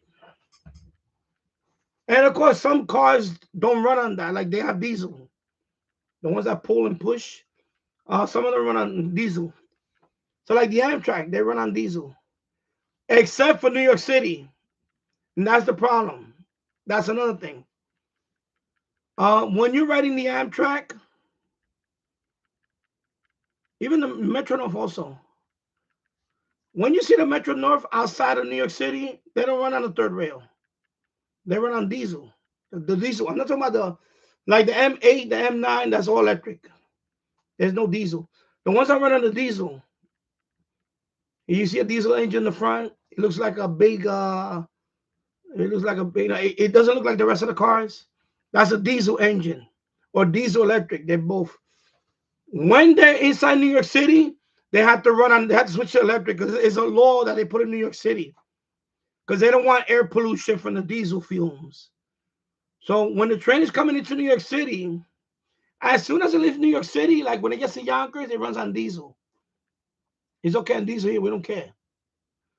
But when it gets to New York City, like Grand Central Terminal or Penn Station, they have to switch to electric.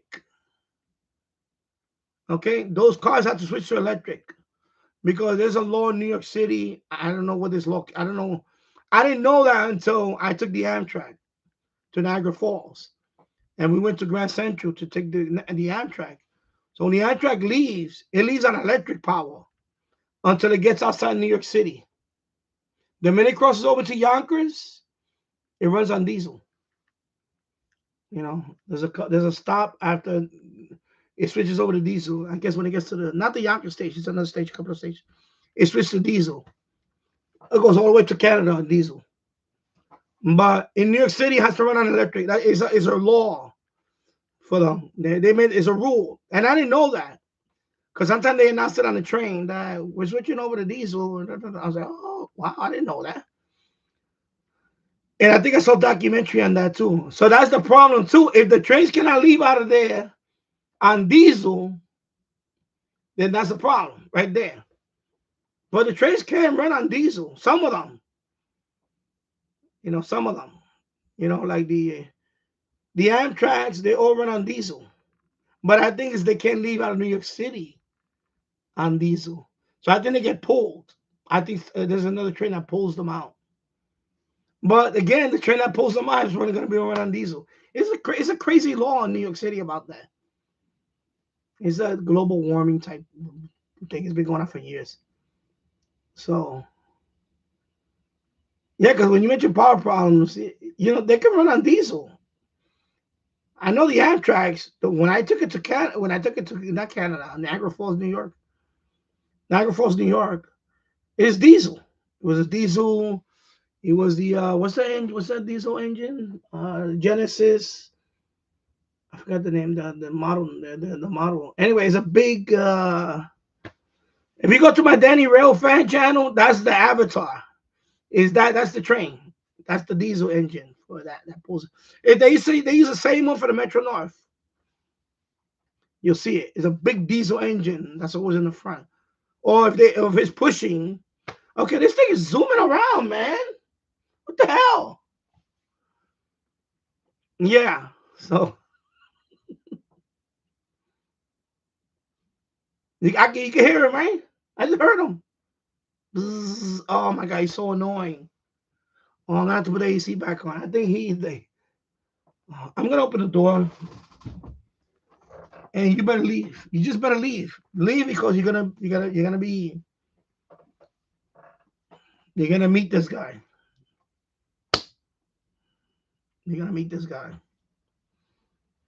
Yeah, so the overhead cables, yeah, that sucks. But they can still run diesel. So that's why it's limited service probably. There's big delays because now they gotta bring out the diesel. But there's a problem with that. There's a law in New York City that you can't run diesel. So that's a problem too. They can't run diesel. Metro North, New Jersey Transit, and Amtrak, and LIRR. When you come into the city, if it's a diesel engine, it has to switch to electric. So they have like a diesel electric type locomotive. Yeah.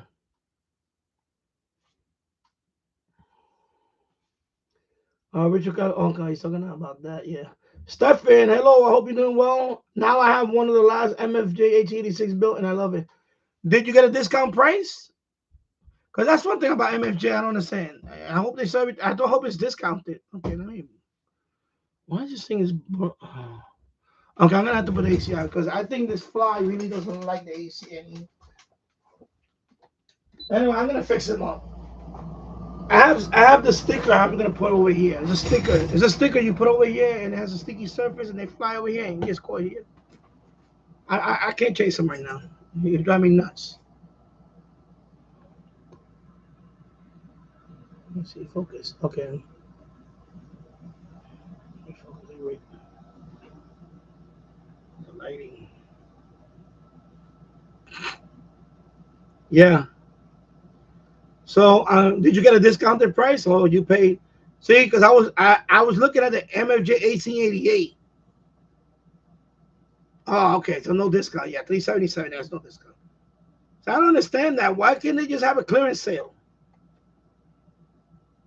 Because I was interested in the MFJ 1888. Basically, it's like the one we have, 1886, except I think it goes down a little lower in frequency. I think it goes down to 100 kilohertz. Is it 100 kilohertz? Because this one only goes down to 500. The 1886. The 1888 goes down to 100 kilohertz, and it comes with a 4-port multi-coupler. That in itself is worth over $100. The multi-coupler is a 4-port multi-coupler, so it comes with that too. But that one is not $377. That one is $400 plus. Not to mention the shipping. Remember, the shipping is, I don't know how much your shipping was. My shipping was $50. 50. That was the shipping.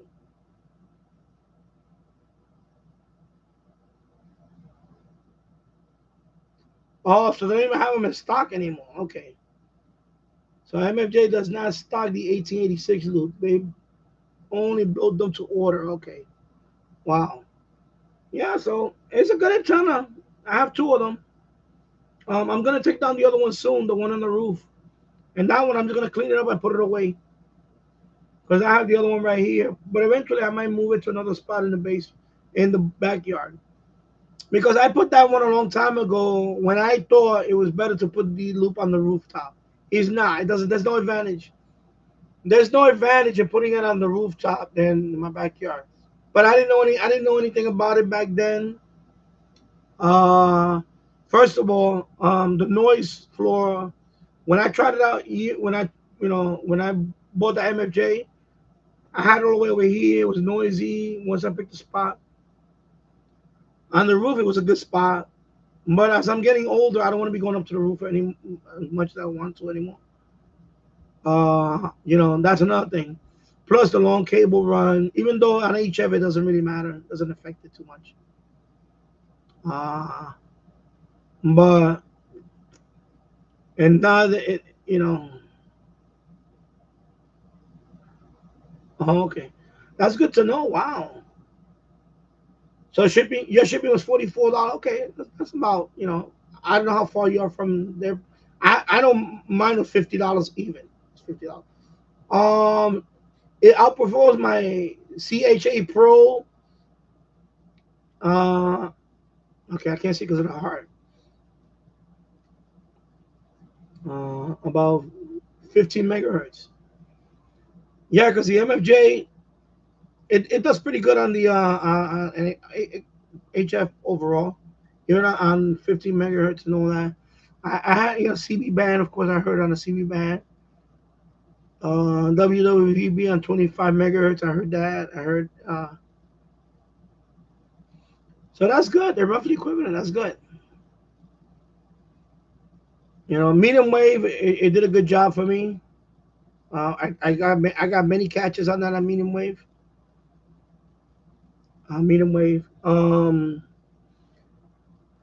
wave. I got a few. I had a couple of beacons. I think also I heard the 100 kilohertz. Even though it's not rated for that, it's not made for long wave. I heard 100 kilohertz. Loran. Loran, that's is no longer around, but I heard it with the MFJ. 100 kilohertz is LORAN. Loran is what is it? It's a navigational. It's like some kind of navigation. Anyway, you don't hear it anymore. They decommissioned it, but I heard it. I guess they brought it back for some testing, and then they went away again. And I heard it. I picked it up with that antenna. My other loop is the Chameleon CHA Pro. Yeah. Yeah, and that one is expensive. Yeah, you see. Chameleon is no bargain. It costs $577 brand new yet. So the MFJ loop is good. It's a good loop. Now compared to the MLA30, the MFJ is still way better. It's better. It is better. I'm gonna say it is better. By a lot? No. But it's better. It is better. And I made those comparisons. I tell people, yeah, no, it is still better. Now, of course, I want to put it in a permanent spot here in the basement. I mean, not in the basement, the backyard, excuse me. But I think for that project, I'm going to make a mount.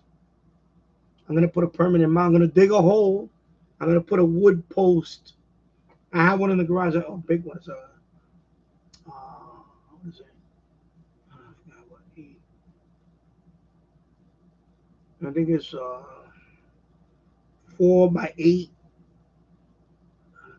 And I'm gonna put that. I'm gonna bury that into the ground. I'm gonna maybe pour some concrete, make it permanent, and then I'm gonna put a couple of antennas there.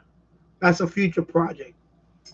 But I'm gonna wait for a couple of things. I'm gonna see how the raised bed goes. I have a raised bed in that spot. I may move that raised bed a little bit, put it there, or I may mount it on. I'm gonna find a spot for where I'm gonna put a mount. It's gonna be a permanent mount in my backyard, but I'm gonna dig a hole. I'm gonna put the pole. I'm gonna fill it with concrete, or I may put a wooden mount. I may go with the pole because it doesn't take up a lot of space, but a thicker pole that I could put a couple antennas. So I want to have like the loop on one side, and then this one branch out for another maybe antenna over here, or something like that. Or put a longer pole, not a longer pole, like maybe 6 or 7 feet. And then what I can do is I can put another pole on top of that. But what I do is I use let me bring them on. I have an idea. Uh,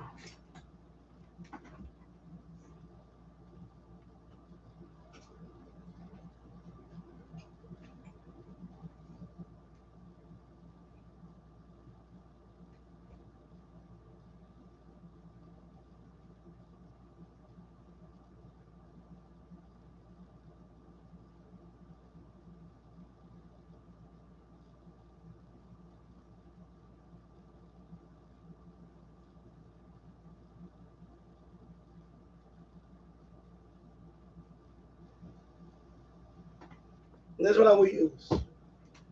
So I have that. I'm gonna have that pole mounted in. I'm gonna have that pole mounted into the ground with, and it's gonna have concrete on it. And I put a second pole, and then I'm gonna anchor it with this, but not this one, a wider one. You put a couple of these. These are what they call hose clamp. What is this called? Anyway, but they're bigger. And then with the with my driver, that's it. So I could pull it up there, hold it, one hand, that's it, it's steady, boom. I could take it higher. So the original pole, the base, I'm gonna call it the base. That's my project. The base is gonna be about, of course, gonna go a couple of feet in the ground. I have an 8 foot pole right now, so about 3 feet in the ground. So it's gonna be about 5 feet tall, coming out of the ground, 5 feet tall. So what I'm gonna do is I could put another pole next to it, and I just put this along there and put two of them. That's it to hold it. And but that second pole, that could be another 6 foot pole, 6 feet, a pole like a 6 feet or whatever. And that one I will put the antennas. I could put you know, I'll put like for example, I don't even need to go that high. What am I saying? I could put like the loop, and then as coming down from the loop, I could put another antenna there or something like that. Or because I'm talking about actually what I want to do is I want to branch it. I want to have two. Like, I don't know. Maybe I could do it with plumbing instead. Yeah, probably steel plumbing work actually better, right? Steel plumbing.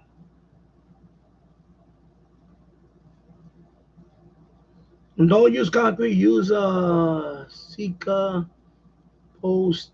I don't know what I gotta look at. I gotta look at that because I want to do it, but I want to put a pole, but because I have a fence pole, because I have a pole already. It's kind of thick. It's wider. It's about like this one. So I was thinking about using that as the base pole, but that one is only like 6 feet. So 6 feet, but at least one or maybe 2 feet is gonna go in the ground. So you're gonna have a 4 foot kind of a stub, but that one's gonna be with concrete and all that. It's gonna be anchored in there. That one's not going anywhere. And then that one I can put, uh, whatever pole I want to put on top of that. And because I was thinking about also putting a small dish on it, not for FTA, tassel, Geosat. I was thinking about putting us. I want to do a project for Geosat. Geosat. You know what Geosat is, right? You know how people get those images of the Earth, the whole image, and they have weather stuff and all that. So I was thinking about maybe a Geosat setup. because I want to get those images and some of them put the images together and they make an animation out of it, which is pretty cool. So I was looking at the GeoSat for that, not for TV. You know, it's just and you could they sell the antenna for that too. I don't want to use the dish that I have. There's an antenna for that to do GeoSat, geostationary, and also if you want to also do the other satellite, the weather one, like the NOAA. Oh, okay, okay, now I see it because the heart was in the way. Okay, Sika post fix it. Okay, I think I saw that one. Yeah, I think I saw that. I saw that product. Yeah, it sets very fast. Post fix it costs $12 at Lowe's. Use it with a 4x4. Okay. Yeah, I mean, but I'm gonna wait till after the summer, and I want to see how the raised bed goes. If that's gonna be a permanent spot for the raised bed, then I have to find a spot for it because I want to have it on this side of the yard, the that post, and that's where I'm gonna put most likely the MFJ. It'll be that permanent because right now I have one over here, but it's not a good spot over here. But I'm thinking about maybe doing a base, right? Because I have a fence. It's a fence. What I have is an old fence post. It's about, let me see. It's pretty tall. So I'm 5'9". I believe it's about here. It's about here. So I figure if I put in the ground, it's going to be about here, the fence post. But then I can add the other post on there and then seal it with a clamp. And then I can put, but I don't want to put one pole just for the MFJ because I can use an umbrella stand for that. Because I don't, I could just use an umbrella stand and put rocks on it, and that's fine. But the reason why I want to pose because I'm thinking about putting a tall one. Like maybe I could put the whip, the CB whip, and take it higher. But I want to have it branch out. I want like the pole, and then it goes to one side, goes to another side, and then they go up. Then I'll have one for the loop. Then the other one's gonna go a little higher for the whip. And then maybe I could put a little weather station there or something. I want to maximize the space. And then in the bottom, I'll put a nice little fence around it. I'll put some flowers around it, whatever.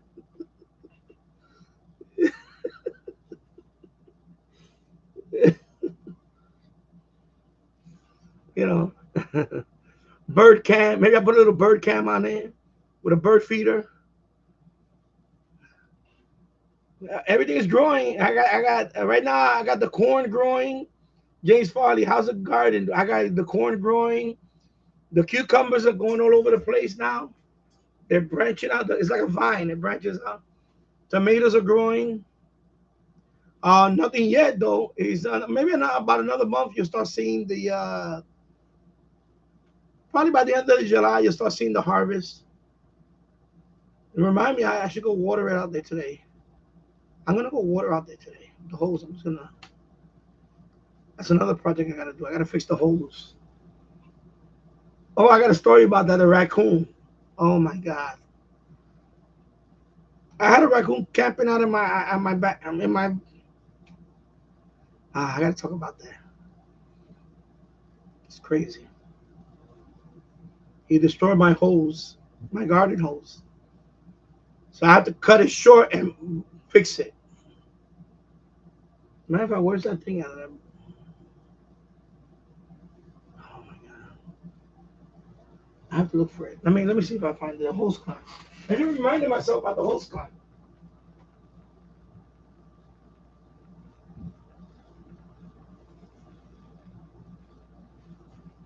All right, here it goes. Because a few weeks ago,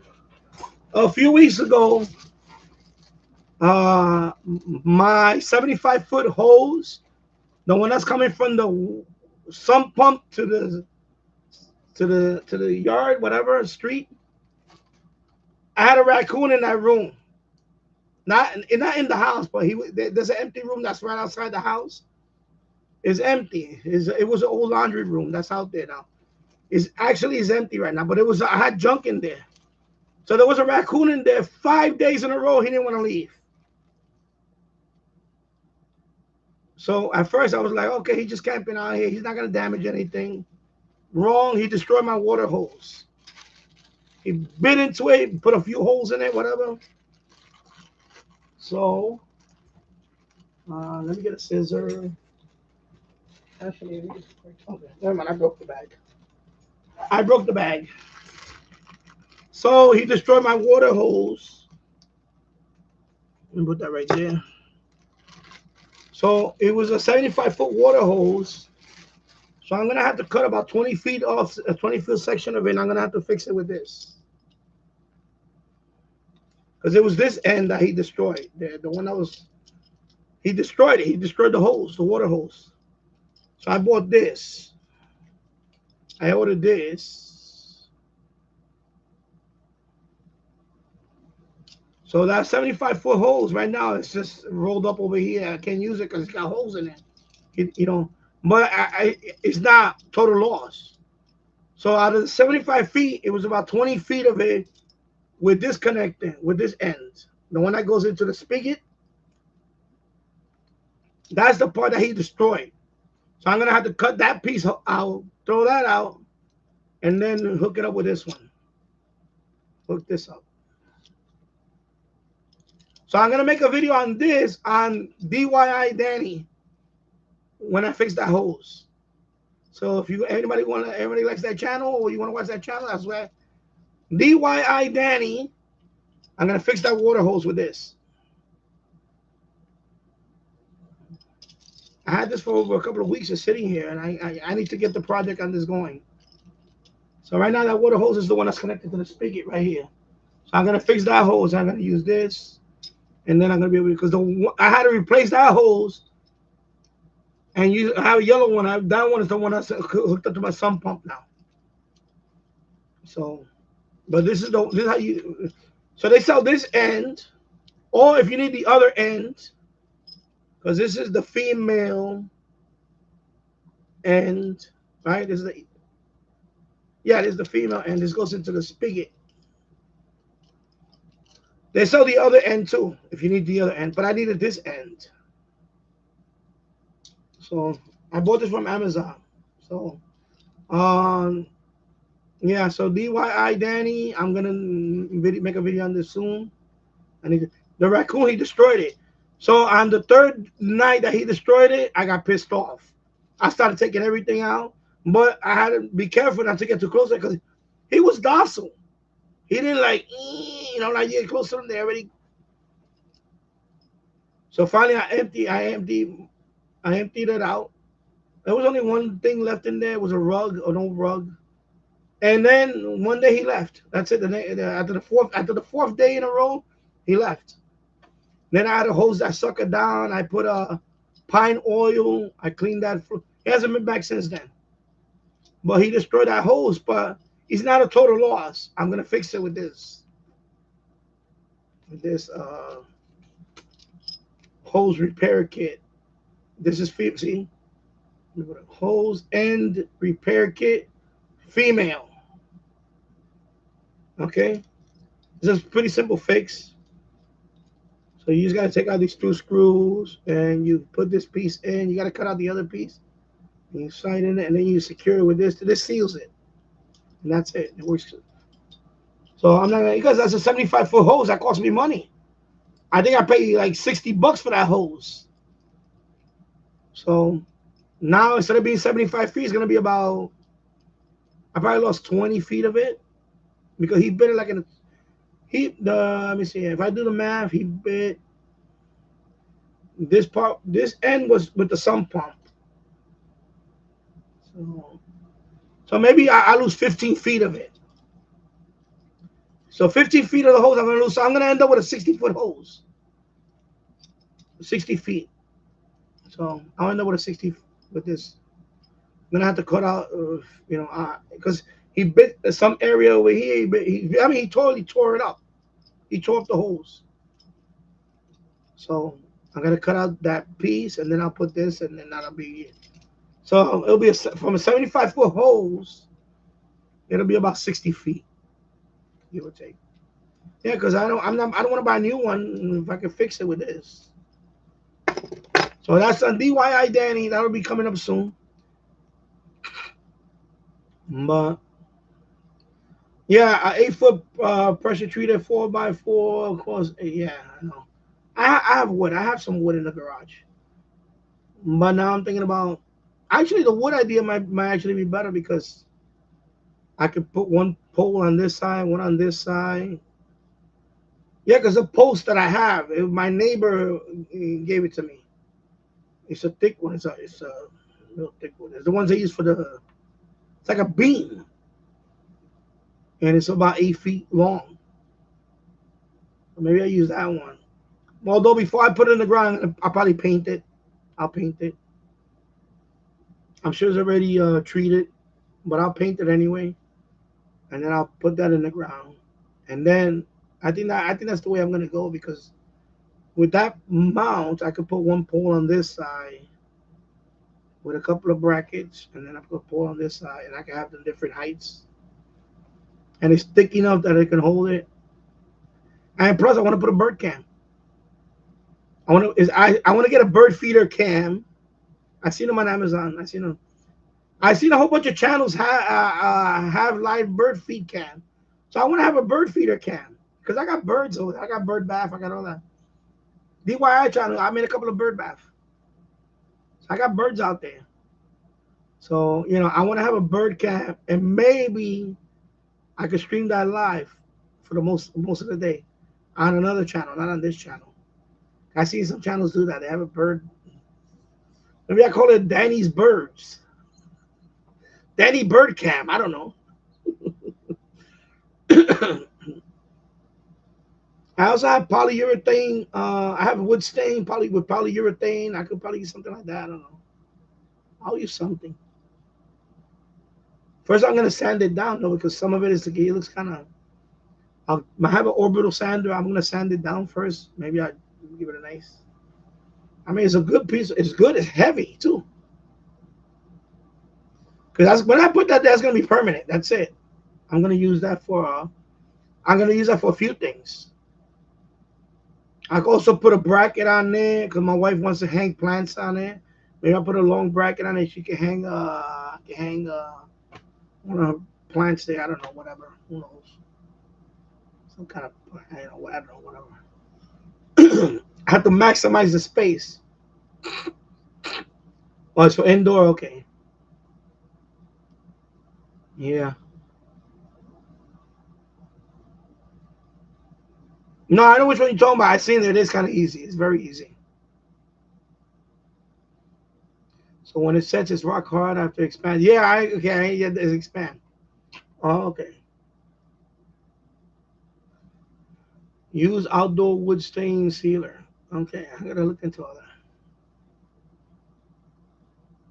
So I need to get that out. I mean, I'm gonna dig the hole with this guy. I don't need that whole shovel. I have this guy.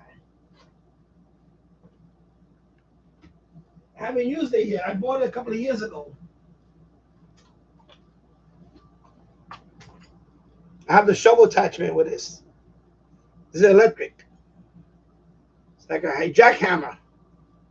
So I'm going to use this to dig the hole too. I'm going to dig deep. I'm going to be digging for oil. It's heavy, man. This thing is heavy. It's a Vivor. Brand new. I haven't used it. I got all the attachments right there. All the attachments are right there.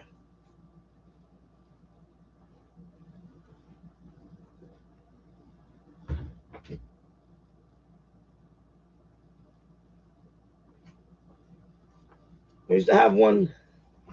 On the bottom of my brother's shoulder. No, not an auger. That's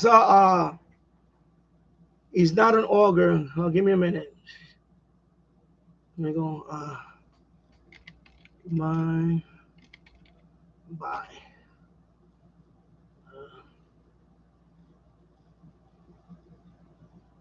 I have to wait till the message come up.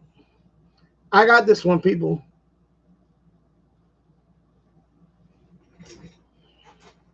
Let me put bye, because the heart is in the way. Okay, there you go. Thank you very much. Bam. Okay, here you go. Bye-bye. Get out of here.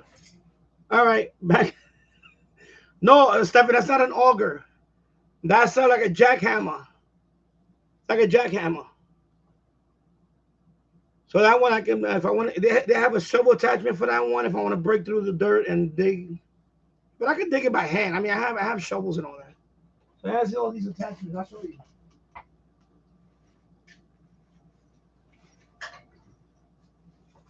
This is one of them. See, this is steel. What is it? So you have this one. You have a couple other ones.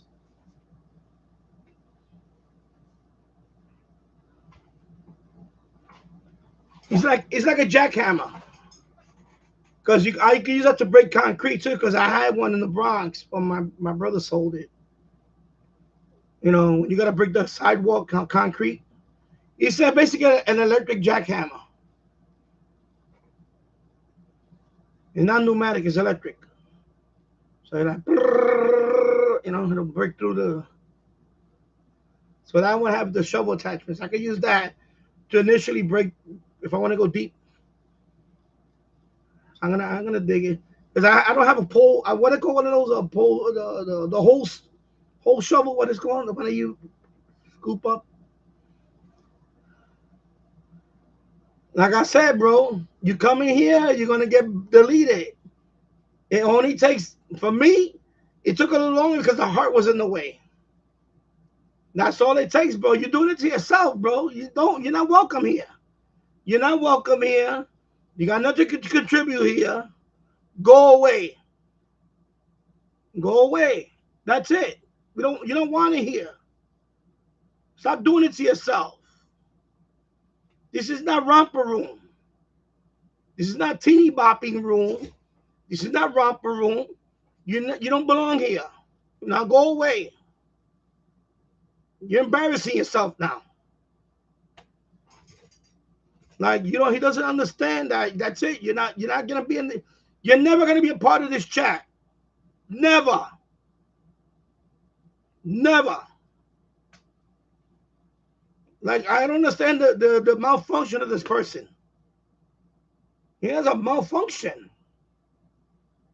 I don't know what's wrong with this kid. He's not like he's 10. He's like 16. You know? And he's not on the spectrum or nothing like that. I'm not trying to be cruel here, people. You understand that when you get banned because you annoy the host. The host does not want you here. I'm the host. This is my chat. Last time I checked, my name is on this channel. If I don't want you here, that's it. If I don't want you here, there's no debate. That's it. That means you annoy me. And now we're spending a couple of minutes talking about this idiot again. Because he comes here, he thinks that he's just going to come here, put a message, delete his own message. He thinks that he's coming here like a little church mouse. Like, oh, he didn't see me. Oh, he saw me. I'm deleted. Ah! You know, you come here, like, I'm not going to see you. My mom's not going to see you. And I told him, I said, no, I'll take care of it. And you only lasted not even a minute because the heart was in the way. And then when I put bye-bye, just to move with the line, and then bam, I got you. You know, you're never going to be a part of this chat. Okay? This is for cool people. Okay, I'm going to say it like that. These are cool people in here. You're not cool, bro. You're not cool. It's for the cool folks. You don't contribute to the chat. You didn't do that in the beginning. When you was a moderator, you was here for like a year. And you wouldn't, you always ask your stupid thing over and over. Can you sub to my channel? Sub to my channel. Like, bro, like, give it up, bro. Like, give it up. Like, dude, seriously. You're embarrassing yourself. Cut it out already. You're filling up my ban list. Half of the accounts is your accounts, bro. You're embarrassing yourself. When I look at my channel stats, my analytics, I see the channels that keep coming to my channel. His channel's number 2.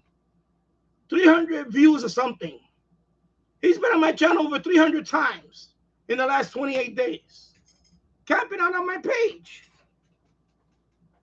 Like, bro, you like creeping me out, bro. Chill.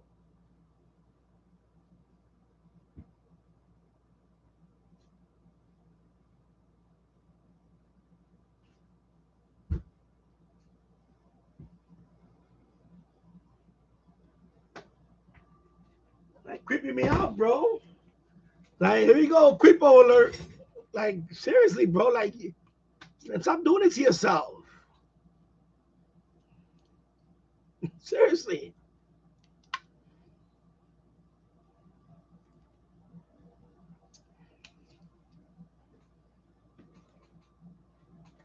It's quite sad, though.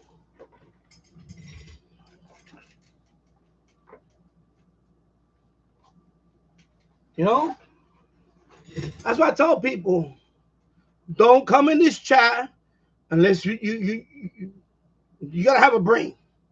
So don't come in here like, oh, can you sub to my channel? Because I have a shitty channel and I need to come to my people. Because when I do my band scan, I only go like this. This is my band scan. Like a whole FM band in 1 minute. This is an FM band scan. No, it takes a lot more than doing that to have a fine radio channel like mine, bro. You're not going to get away with a 1 minute band scan. That's not going to get you views. Come on, bro. Everybody will have 1,000 subs and all that shit. Come on, bro. You know, going around to other live streams and asking for subs. That's not the way you blow up your channel. That's not the way you get people to watch your channel. I've been grinding it for 7.5 years, bro. This shit didn't happen overnight. What's the problem with you young kids? You want everything now, right here. Give it to me right now. Wow, give it to me. That's not the way it works in the world. You gotta work your shit. You gotta earn your shit. You gotta earn it, bro. You're not gonna join this club. You gotta earn it. Come back in a year or so when you have 1,000 subs and you have a following and you actually make good videos, not shitty fucking 1 minute fucking cheap fake FM scan with a cheap fucking radio. That's not gonna cut it, bro. You're not gonna make this fucking stream. You're never gonna make this fucking stream. How about that?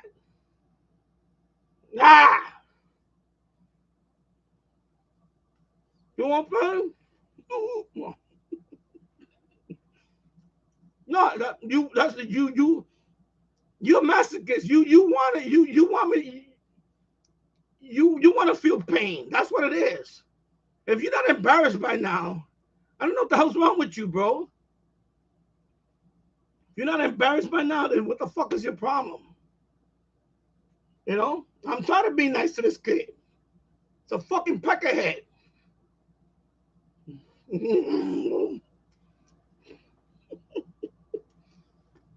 Fucking peckerhead. There you go. Smash the like button.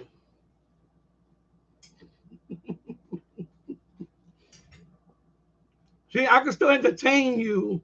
I can still entertain people when I'm talking about radios all the time. Come on, bro. Come on, get out of here, bro. You're never gonna be on this chat. Never.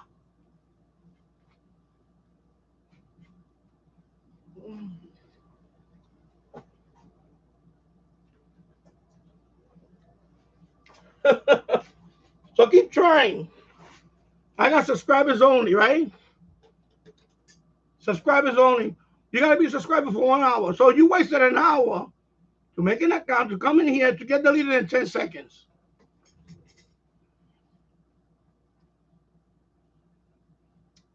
You're smart, bro. You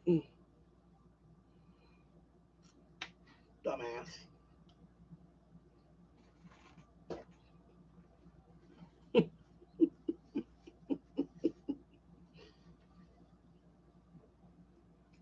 I can't get any blunter than that. You're not going to be a part of this chat. You're never going to be a part of this chat.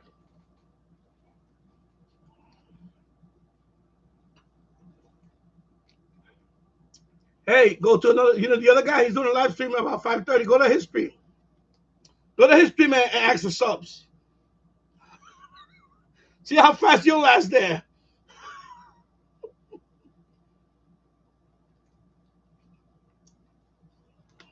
Loser, fuck.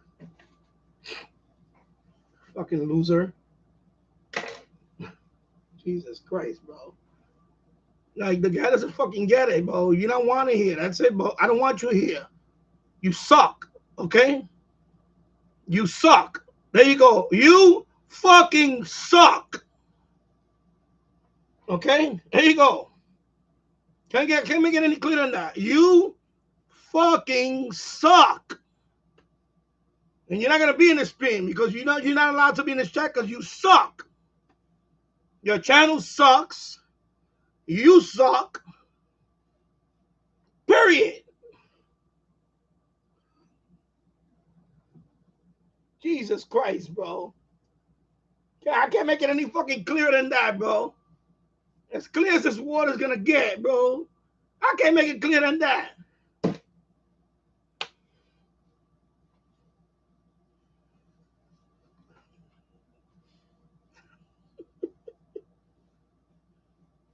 I have to fucking laugh because it's fucking this is going on for weeks now. This fucking kid doesn't fucking give up.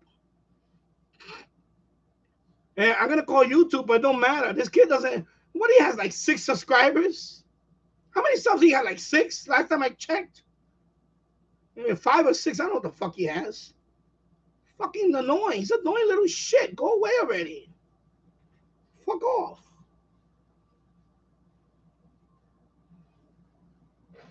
Go to fucking Romper Room channel over there. Get the fuck out of here already.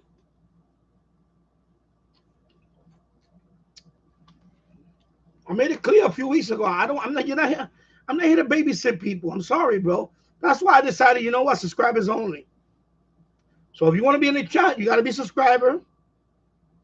And don't come in here asking for subs. Don't come in here. And it's okay to ask questions. Listen, I'm a noob in a lot of shit. Okay, I'm gonna say I'm a noob in a lot of shit. I am. I'm new. This DMR shit is new to me. I'm learning all this shit now. Okay, but you gotta when you go into a chat room, you gotta approach carefully. You don't go into a chat room, make it about you. It don't work that way, bro. It don't work that way. You're not gonna come in here like from day one. Well, my iPhone is better than your phone. You know, because I have an Android phone. I remember that shit. He got kicked off for that one. Because he got an iPhone 12. You know, like a little fucking teeny bopper. Like a little fucking bitch. That's why he came. So he got booted for that. Then I let him back in.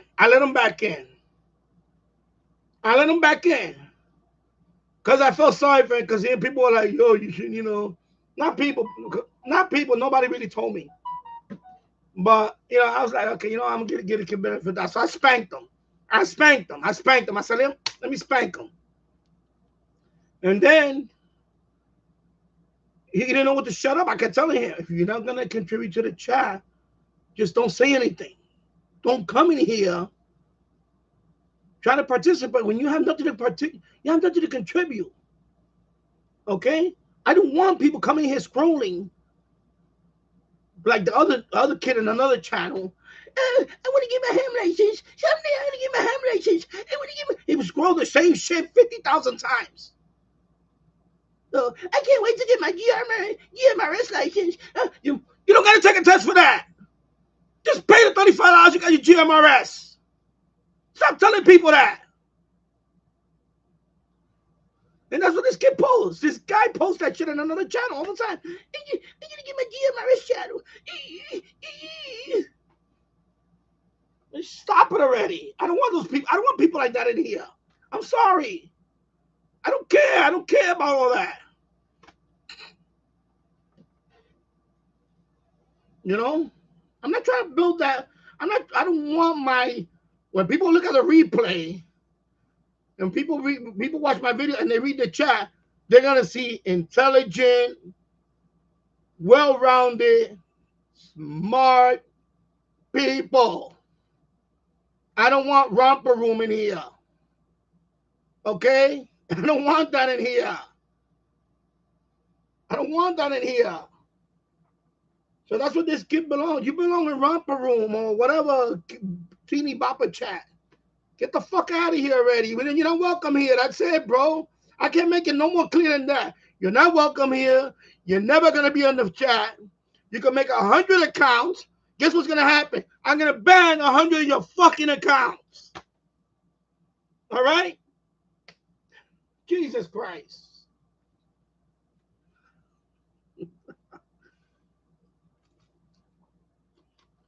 Fucking malfunction this fucking person has. I don't know what the fuck is wrong with this person.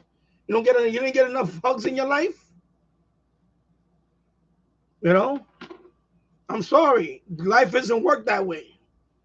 You know, Michael Jordan did not make the fucking baseball team. We're in high school. Did you know that? And he became a great NBA player, Hall of Famer, 6-time world champion, Chicago Bull. He could have made his own baseball team in high school. Let this be a life lesson to you, kid. You don't always get what you want. That's it. You don't get what you want. You don't come in here. I'm sorry. I don't give a fuck if you're sorry. I don't care. You're not fucking welcome here.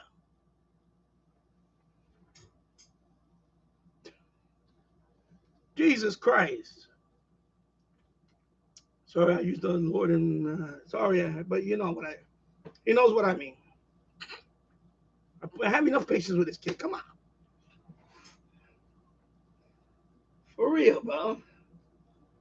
You're doing it to yourself, bro. Right now, 2 hours and 28 minutes in the books, bro. I'm just gobbling up viewing hours. Before a couple of weeks ago, I was a little behind on the viewing hours. I caught up, man. I already caught up and so on. You know what I'm saying? Come on, man. Get out of here. Get out of here with that. You want to build a channel? Just put content and shut the fuck up. That's all you got to do. If people like your stuff, they're going to start watching your stuff. That's it. You know, 3,100, whatever, 30-something subs, whatever the hell it is now. It didn't happen overnight. September 11 is going to be 8 years. I've been doing this channel. 8 years. Okay? It's a grind. It's a grind. You're not going to get it overnight. You're not going to, I need subs. I need subs. I need subs. No. It's a grind, bro. It's going to be 8 years. The end of the summer, it'll be 8 years that I'm doing this channel. Approaching 600,000 views. You got people here that had their channel for 10 years. And they got a couple of thousand subs. This kid's going to come in here thinking that he's going to flex because he thinks he's cute. He thinks he's fucking cute. I'm gonna come in here and hang out. I'm gonna hang out with the big boys. I'm gonna hang out with the big boys, and they're gonna hook me up with some subs. They're gonna hook me up with some subs because you know what? I'm the cool kid here. I'm fucking cool like that. I got it like that, bro. I'm chilling like Bob Dylan. No, motherfucker, it don't work that way. So you got nothing to contribute. You're not gonna come in here like that. You're not gonna come in here like that's why you got smacked the fuck out of here. Okay? And you don't want to hear.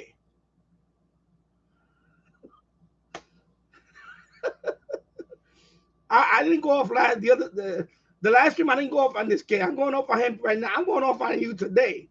I'm going on you off you because I got nothing to talk about right now. I'm out of topics right now, so I'm fucking blowing you. I'm smacking you up right now because you're a fucking idiot. You don't understand that. You don't understand what no means. You know your problem is probably your parents didn't fucking discipline you. You're probably one of those kids that took a piece of shit and put it on the wall like this and said, mommy and daddy looked at you and said, oh my God, that's a great painting. That's a great painting. That's a nice three-dimensional brown painting on that wall. And you got praised all your life for that shit. Well, that's not going to work here. It's not going to work here. Because me, that's a piece of shit on the wall. That's what that is. Fuck out of here. So that's what happened. This kid probably got one of those fucking kids that, one of those kids that right now when he goes to college, he's gonna be one of them Gaza kids. He's gonna be a Gaza kid. He's gonna be like, genocide is going on. Oh, the genocide. Oh my God, those poor Palestinians. Oh, fucking idiot. You know what? If you want to fucking support Gaza, why don't you go fucking fight over in Gaza? That's what this kid is gonna be.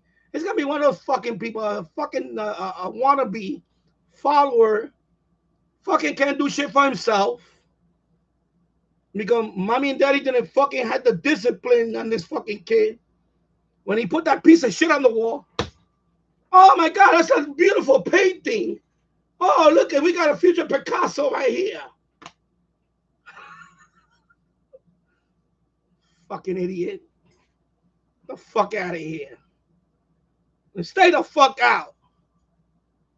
Now back to your regular standard programming. Let me put the bars up. Back to your regular scheduled programming. Danny Shortwave and Radio DX.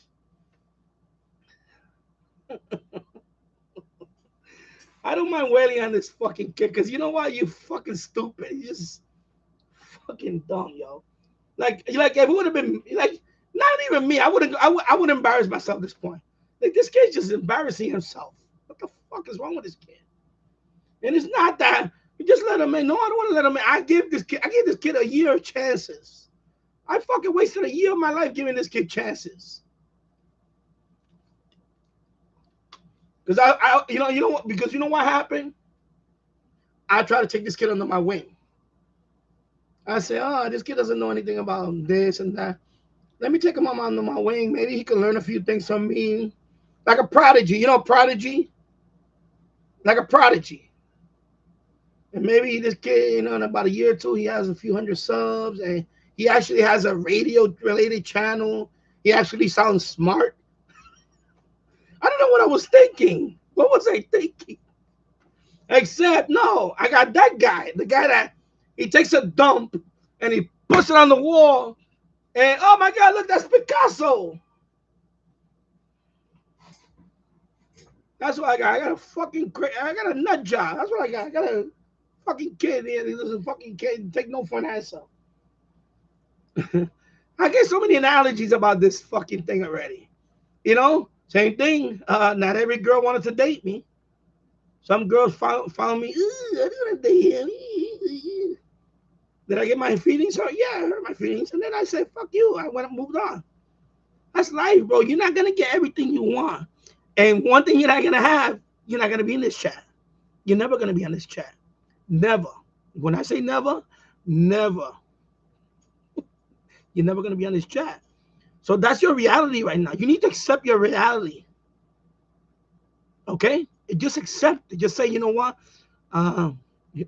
He doesn't want me to, and just move on. That's it. Oh my God, bro. So let me go back up here. Stephen Z, Cabot Wood Sealer is good too. I'm gonna look into all that. No, that is not an auger. And Zach got deleted and banned. Okay, Zach, there you go. I read your message. See? Well, you made the chat.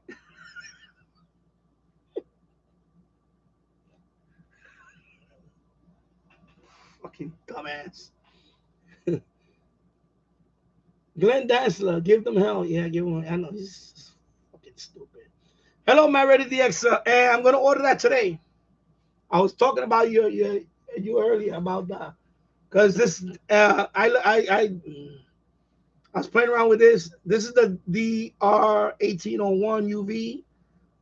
Yeah, I'm gonna bite the bullet and buy both of them. And then this one, I was programming it a couple of days ago. But anyway, I decided, I'm just gonna buy because I went to AliExpress. I put 2 of them in the cart, and I have a couple of coupon codes that I can use.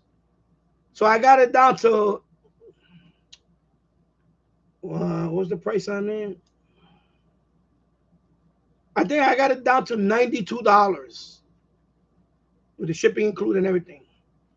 $92 total for 2 of them. DM1701, $92 US. I got it down to that. Yeah, it was 88, but then with tax, it came out to 92. So that's the lowest I can get it for. I tried a bunch of places, so I'm gonna order it tonight. I'm gonna order it tonight because I just got the YouTube. I got the Chime message. Chime. So I got the YouTube payment. So I'm gonna get 2 of those, and I'm gonna set it up, and then we're gonna talk. We're gonna talk on DMR. Me and you, we're gonna talk, and I'm gonna do it live. I want to do it live. So yeah, I'm gonna do because I looked into other methods. I looked into just getting the what do you call it? The hotspot. They have Pi Fusion, and there's another not Pi Fusion. There's another one. Anyway, the hotspot, but that's over $100 just for the hotspot. The problem is that this radio, because with the one you have, the one I'm gonna get, you can put the whole database in a file. So it's like 200,000 users. You can have them on your phone, so you're gonna see the call sign. This one doesn't do any of that. This doesn't do any of that. You're gonna see the call sign. You get the I say I'm not gonna break my head over this. I say, you know what? For the price of 2, almost cost me as much as this one. Because this one I paid about 65, 70 with the tax, if I remember. I got it down to $92 for 2 of them. For 2 of them. So I'm gonna just get both of them. I'll get 2 of them. And then I'll set up the hotspot. The only thing is, if you any videos that you have on how to set it up, if you could put the link in the description, because I need to set up the I mean, I know how to connect to it. That's not an issue, because those don't have the OpenGD77. They're not installed on it. I don't think they're pre-installed. So I'm gonna get that and install it. But just how to set up the software, the Blue DV, what is it called? How to set that up? Maybe I don't know. Whatever. Any videos that you use, so I can help me out, and I can just go through them.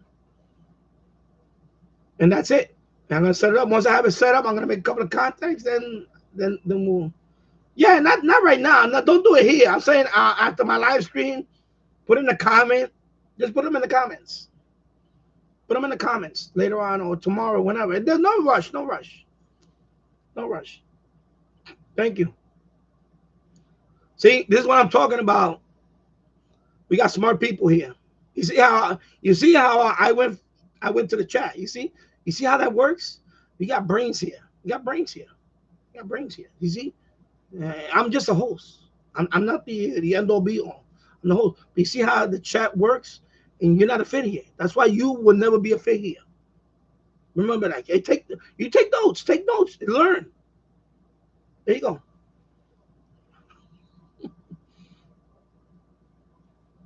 Yeah, I know, right? Make it the game out of it. Maybe I'll do a giveaway. Do a giveaway. Whoever gets the most points get a free radio. I'll give away, I don't know, D109. I have 3 of them. I'll give away the WB one. I'll give it away.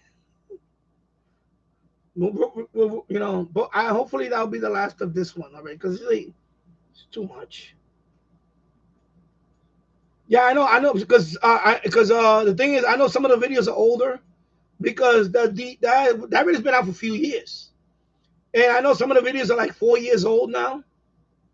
I saw some of them that are like 4 years old, so I guess I know they're not recent, but anything that because if we have it, I mean I'll find them anyway, but yeah. Yeah, Meredith Dexter. Oh, Tasso, excuse me. I'm back. I had to run to the store, man. Yeah, I know it's hot out there. I went out there earlier to get a sandwich, and it was hot. Let me check the time, because I know 5:30. He already started. He already started. But I mean, I wasn't planning on going down there today, so I mean, I guess. Oh, Sanjay, you up from your nap? Okay, cool. So I guess we're gonna head out to Walmart soon.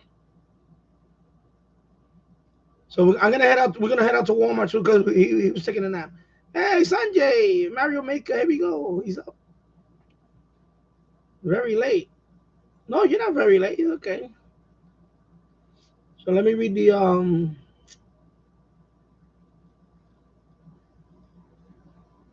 I see that SH data weather radio out.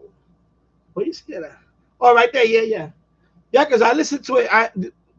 Every night I go through. I listen to this one. Of course, the battery runs out.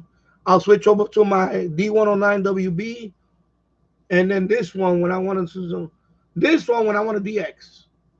This one's just for regular listening and all that. But when I want to DX, like later on, late at night, like for example, I was up till 4 o'clock this morning. I was listening to this one. I had this one by the window there. Of course, there's a lot more noise over here. I was trying to tune stations, see if I could pick up something. So this is the one when I want to DX, I use this one. But when I'm listening to like WABC or whatever BBC World Service, on 820, I'll listen to this one. Or but this one I use for the yeah. Yeah, but I noticed the solar on this one, it does help, but it's not like what do you call it? I mean, it helps, but it's just that yeah. Oh, hey, hello, Walt. Wow, nice to see you. Coastal Waves and Wires. Yes, yes. Even Jills is very impressed by this radio. Official SWO is impressed by this radio so far. He just got his yesterday. His radio is very. I know you love DXing. I know you love medium wave DXing. This is a great radio. Great radio. $79.99 on Amazon. Oh yeah, it's a great radio. Wow, good to see you, my friend. Good to see you. Yeah. Let me see. Yeah, so I'm gonna get the Meredith. I'm gonna get the 17. I'm gonna get this. I'm gonna order it tonight. I'm gonna go to AliExpress. I'm gonna because I want to see if I can get. But I think $92 for 2 of them is that's like I can't. I don't think I'm gonna be able to beat that price. So yeah, and I have the setup upstairs. I'm recording right now. Actually, when I'm done with the live stream, I'm gonna go upstairs and take the SD card out of my Texan Q3 that's hooked up with the Eton field radio upstairs, and I'm gonna open that on a Audacity and see if I got a FMDX. Because right now I'm recording that one on 92.9 since yesterday. And where's the? Yeah, see, I have the sticker right here. The other SD card is on the Q3. So I'm gonna go through that. The day before, I got nothing because there hasn't been no sporadic key here in America, in the United States.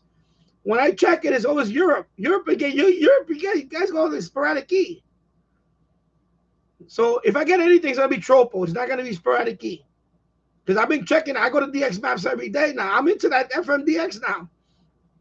So I go to DX Maps. I look at the conditions.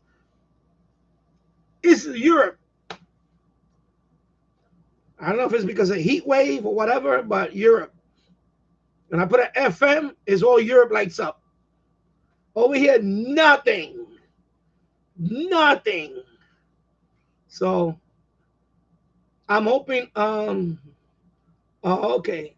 I bet I can't, the heart is in the way, man. Anyway, yeah. Well, I'm gonna check it. Well, if I get any catches from this one, it's tropo. It's probably gonna be tropo. It's not gonna be you know. But I want to get something because the day before I didn't get nothing. So I opened up the MP3 file on Audacity and it's flat. It's just flat. So if I would have got a catch, the area, the part of the file where it's like you can tell there's audio there, I would have clicked on it, I would have heard the catch. So I'm hoping this one now, when I bring this one down, I'm probably gonna do it tomorrow morning because that takes about an hour just sitting there, go through each MP3 file. It probably take me about a half an hour or so. See if I got any catches. Because I want to make a video on that and show you, but I haven't caught anything yet. I have mine on 92.9. Because that's I know TV Radio 972. He lives not far from me in Clifton, New Jersey. So he has picked up a few on that frequency, and that's an open frequency for me here. So I'm gonna try that one and see until I get something. Because that's the only one I see. And there's a few more that I can try. 99.9, okay. From Long Island, yeah. So let me go back up here. So, sorry. I think I did pick up that one before. I had to check my live stream. There's a whole bunch that I picked up. Because I go to TV, what I do is I go to Radio Lake. Tassa, what I do is I go to Radio Locator. And there's a area where you says you find vacant channels, FM channels, whatever. What I do is I put the zip code in there. So I put my zip code, right? Yonkers zip code, my local zip code. And it lists all the FM stations that you should be able to listen to in your area. So I go through that list. And of course, whatever's not there is going to be probably a more distant station. So, of course, some of them, they're like on the fringe. I caught a few that were over 40 miles away with this radio. Okay. 47 miles. I caught a couple of 47 miles. Not tropo, just, with the whip. Just with the telescoping whip. That's it. Okay. I'm sorry. Oh, I turned it on by accident. Okay. Turn it off. So just with the telescoping whip. But there was a couple of them in there that obviously they wasn't on the list. And they were further out. So, yeah. So I don't know. That one looks kind of familiar. But I have to check. 99.9. I think that's the one that I didn't get. And you're closer to you're in Queens, so you're closer to Long Island than I am. So,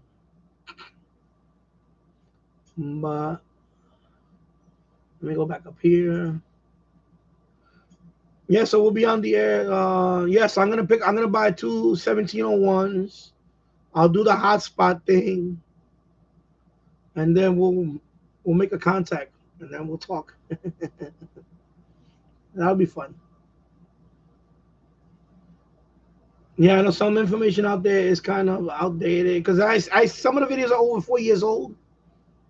But because this Open GED 77 has been out for a few years. Because that 1701 came out like it's over 5 years now at least. Might be more.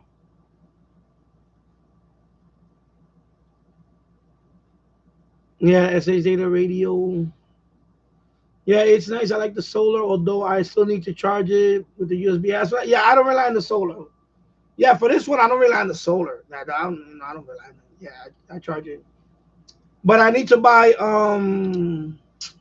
because the stock batteries. Well, this one, the stock batteries are coming. They're not that good, so I need to buy higher capacity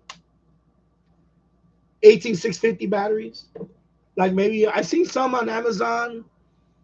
I saw one that was like 5,000 milliamp hour, something like that. Maybe I'll buy it because this radio is power hungry. I noticed that. That's one thing about this radio. It doesn't come with a battery when you buy it. Of course, you need to you need to get the battery for it. But the stock battery from the SH Data, you might get 4 hours, something like that.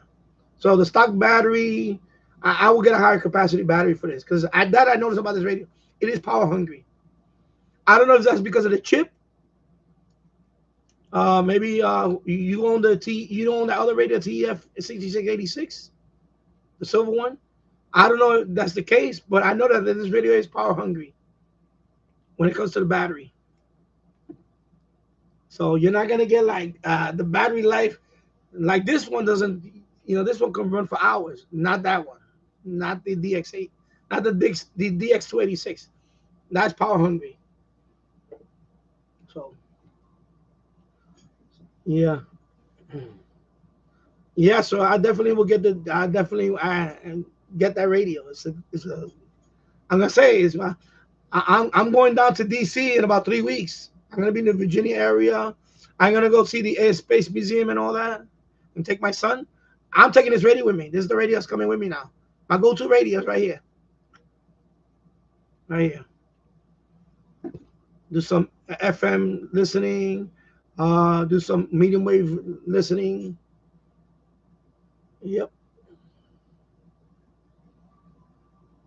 Yeah. So you should put it on the windowsill and leave it. I tried that a couple of times, but it doesn't matter. Yeah. I just USB is faster to charge it by you with the USB. Tesla, I made some videos yesterday. I'll be releasing soon on FM with my Texan PL330. Yeah, that's a good radio too. Just talked about that too. You inspired me to try some FM. Well, many inspired me, so I'm trying to get into it now.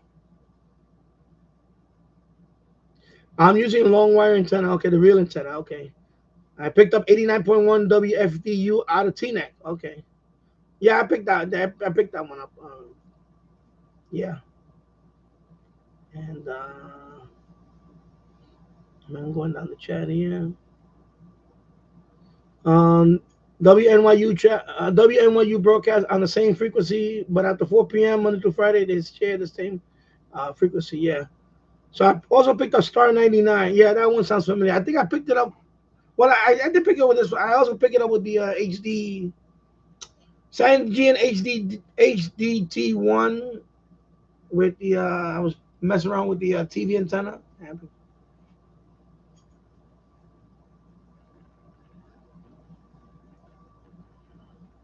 Oh, so it's not removable. Okay. Oh, I see. Yeah. Oh, okay. I didn't know that. I rated the DXA. No, I'm going up and down here. Let me see. So normally I can't pick up the weaker stations in the car, for instance, but at home with the Texan and the Y, they come in okay. Yeah. Coastal Wave Walt. I found that the sporadic E on the FM broadcast seems to happen more for me on the lower end of the band. Yeah, that's what. That's what I want to try out because I see a lot of people have more success with the lower portion of the FM band. I logged a lot of Minnesota, Iowa, Wisconsin, here in Virginia between 88 and 91. Yeah. But I'm going to try this one, and then if not, I'm probably going to move down a little bit more. Because I'm thinking about that too. Maybe move down to 91 or even, you said 88. Maybe I'm going to have to try that. And Tasha, I also picked up one from Poughkeepsie, not strong, but the ads I can tell was from there. Yeah. Yeah, there's a couple of them up there, Poughkeepsie. Yeah, so Maverick DX, so the battery is good on the TEF 6686. Don't know what battery it has, and as it is not easily removable at the 286. Okay, that's what I forgot about that. Yeah, you can't just remove it. Yeah, no, this one is just simple. I'm not a fan of the kickstand, Walt. There's something about the kickstand. I know when I put the kickstand, kind of.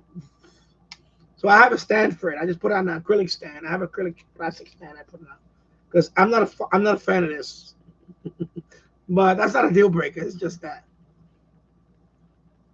But you know,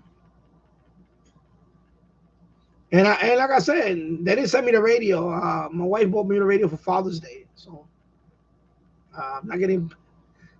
You ain't getting no free merch here. Yeah. So anyway, I'm gonna sign off now because I'm gonna get ready. I'm gonna stop by Jill's chat, say hello to everybody, and then I'm gonna be on my way because I'm gonna go shopping later. My son just woke up from his nap, and I'm gonna enjoy my Friday. And have a good weekend, everybody. I'll see you in the chat in a few minutes. Let me wrap up this chat. So thank you, everybody, for stopping by. Thank you, Tasso. Thank you, Walt. Coastal Waves and Wires. Check out his channel. Of course, his channel is a big channel there. Tasso and Mary the Exter. Glenn Dansler. Hope you're doing well. Hope you feel better. James Farley and Stephen. I'll see you soon. And Richard, I'm sure they're over there now in the official SWO chat. So I'm going to end the stream now. I'll see you over there in a couple of minutes. Say hello to everybody over there. Enjoy your weekend. Take care. Bye-bye.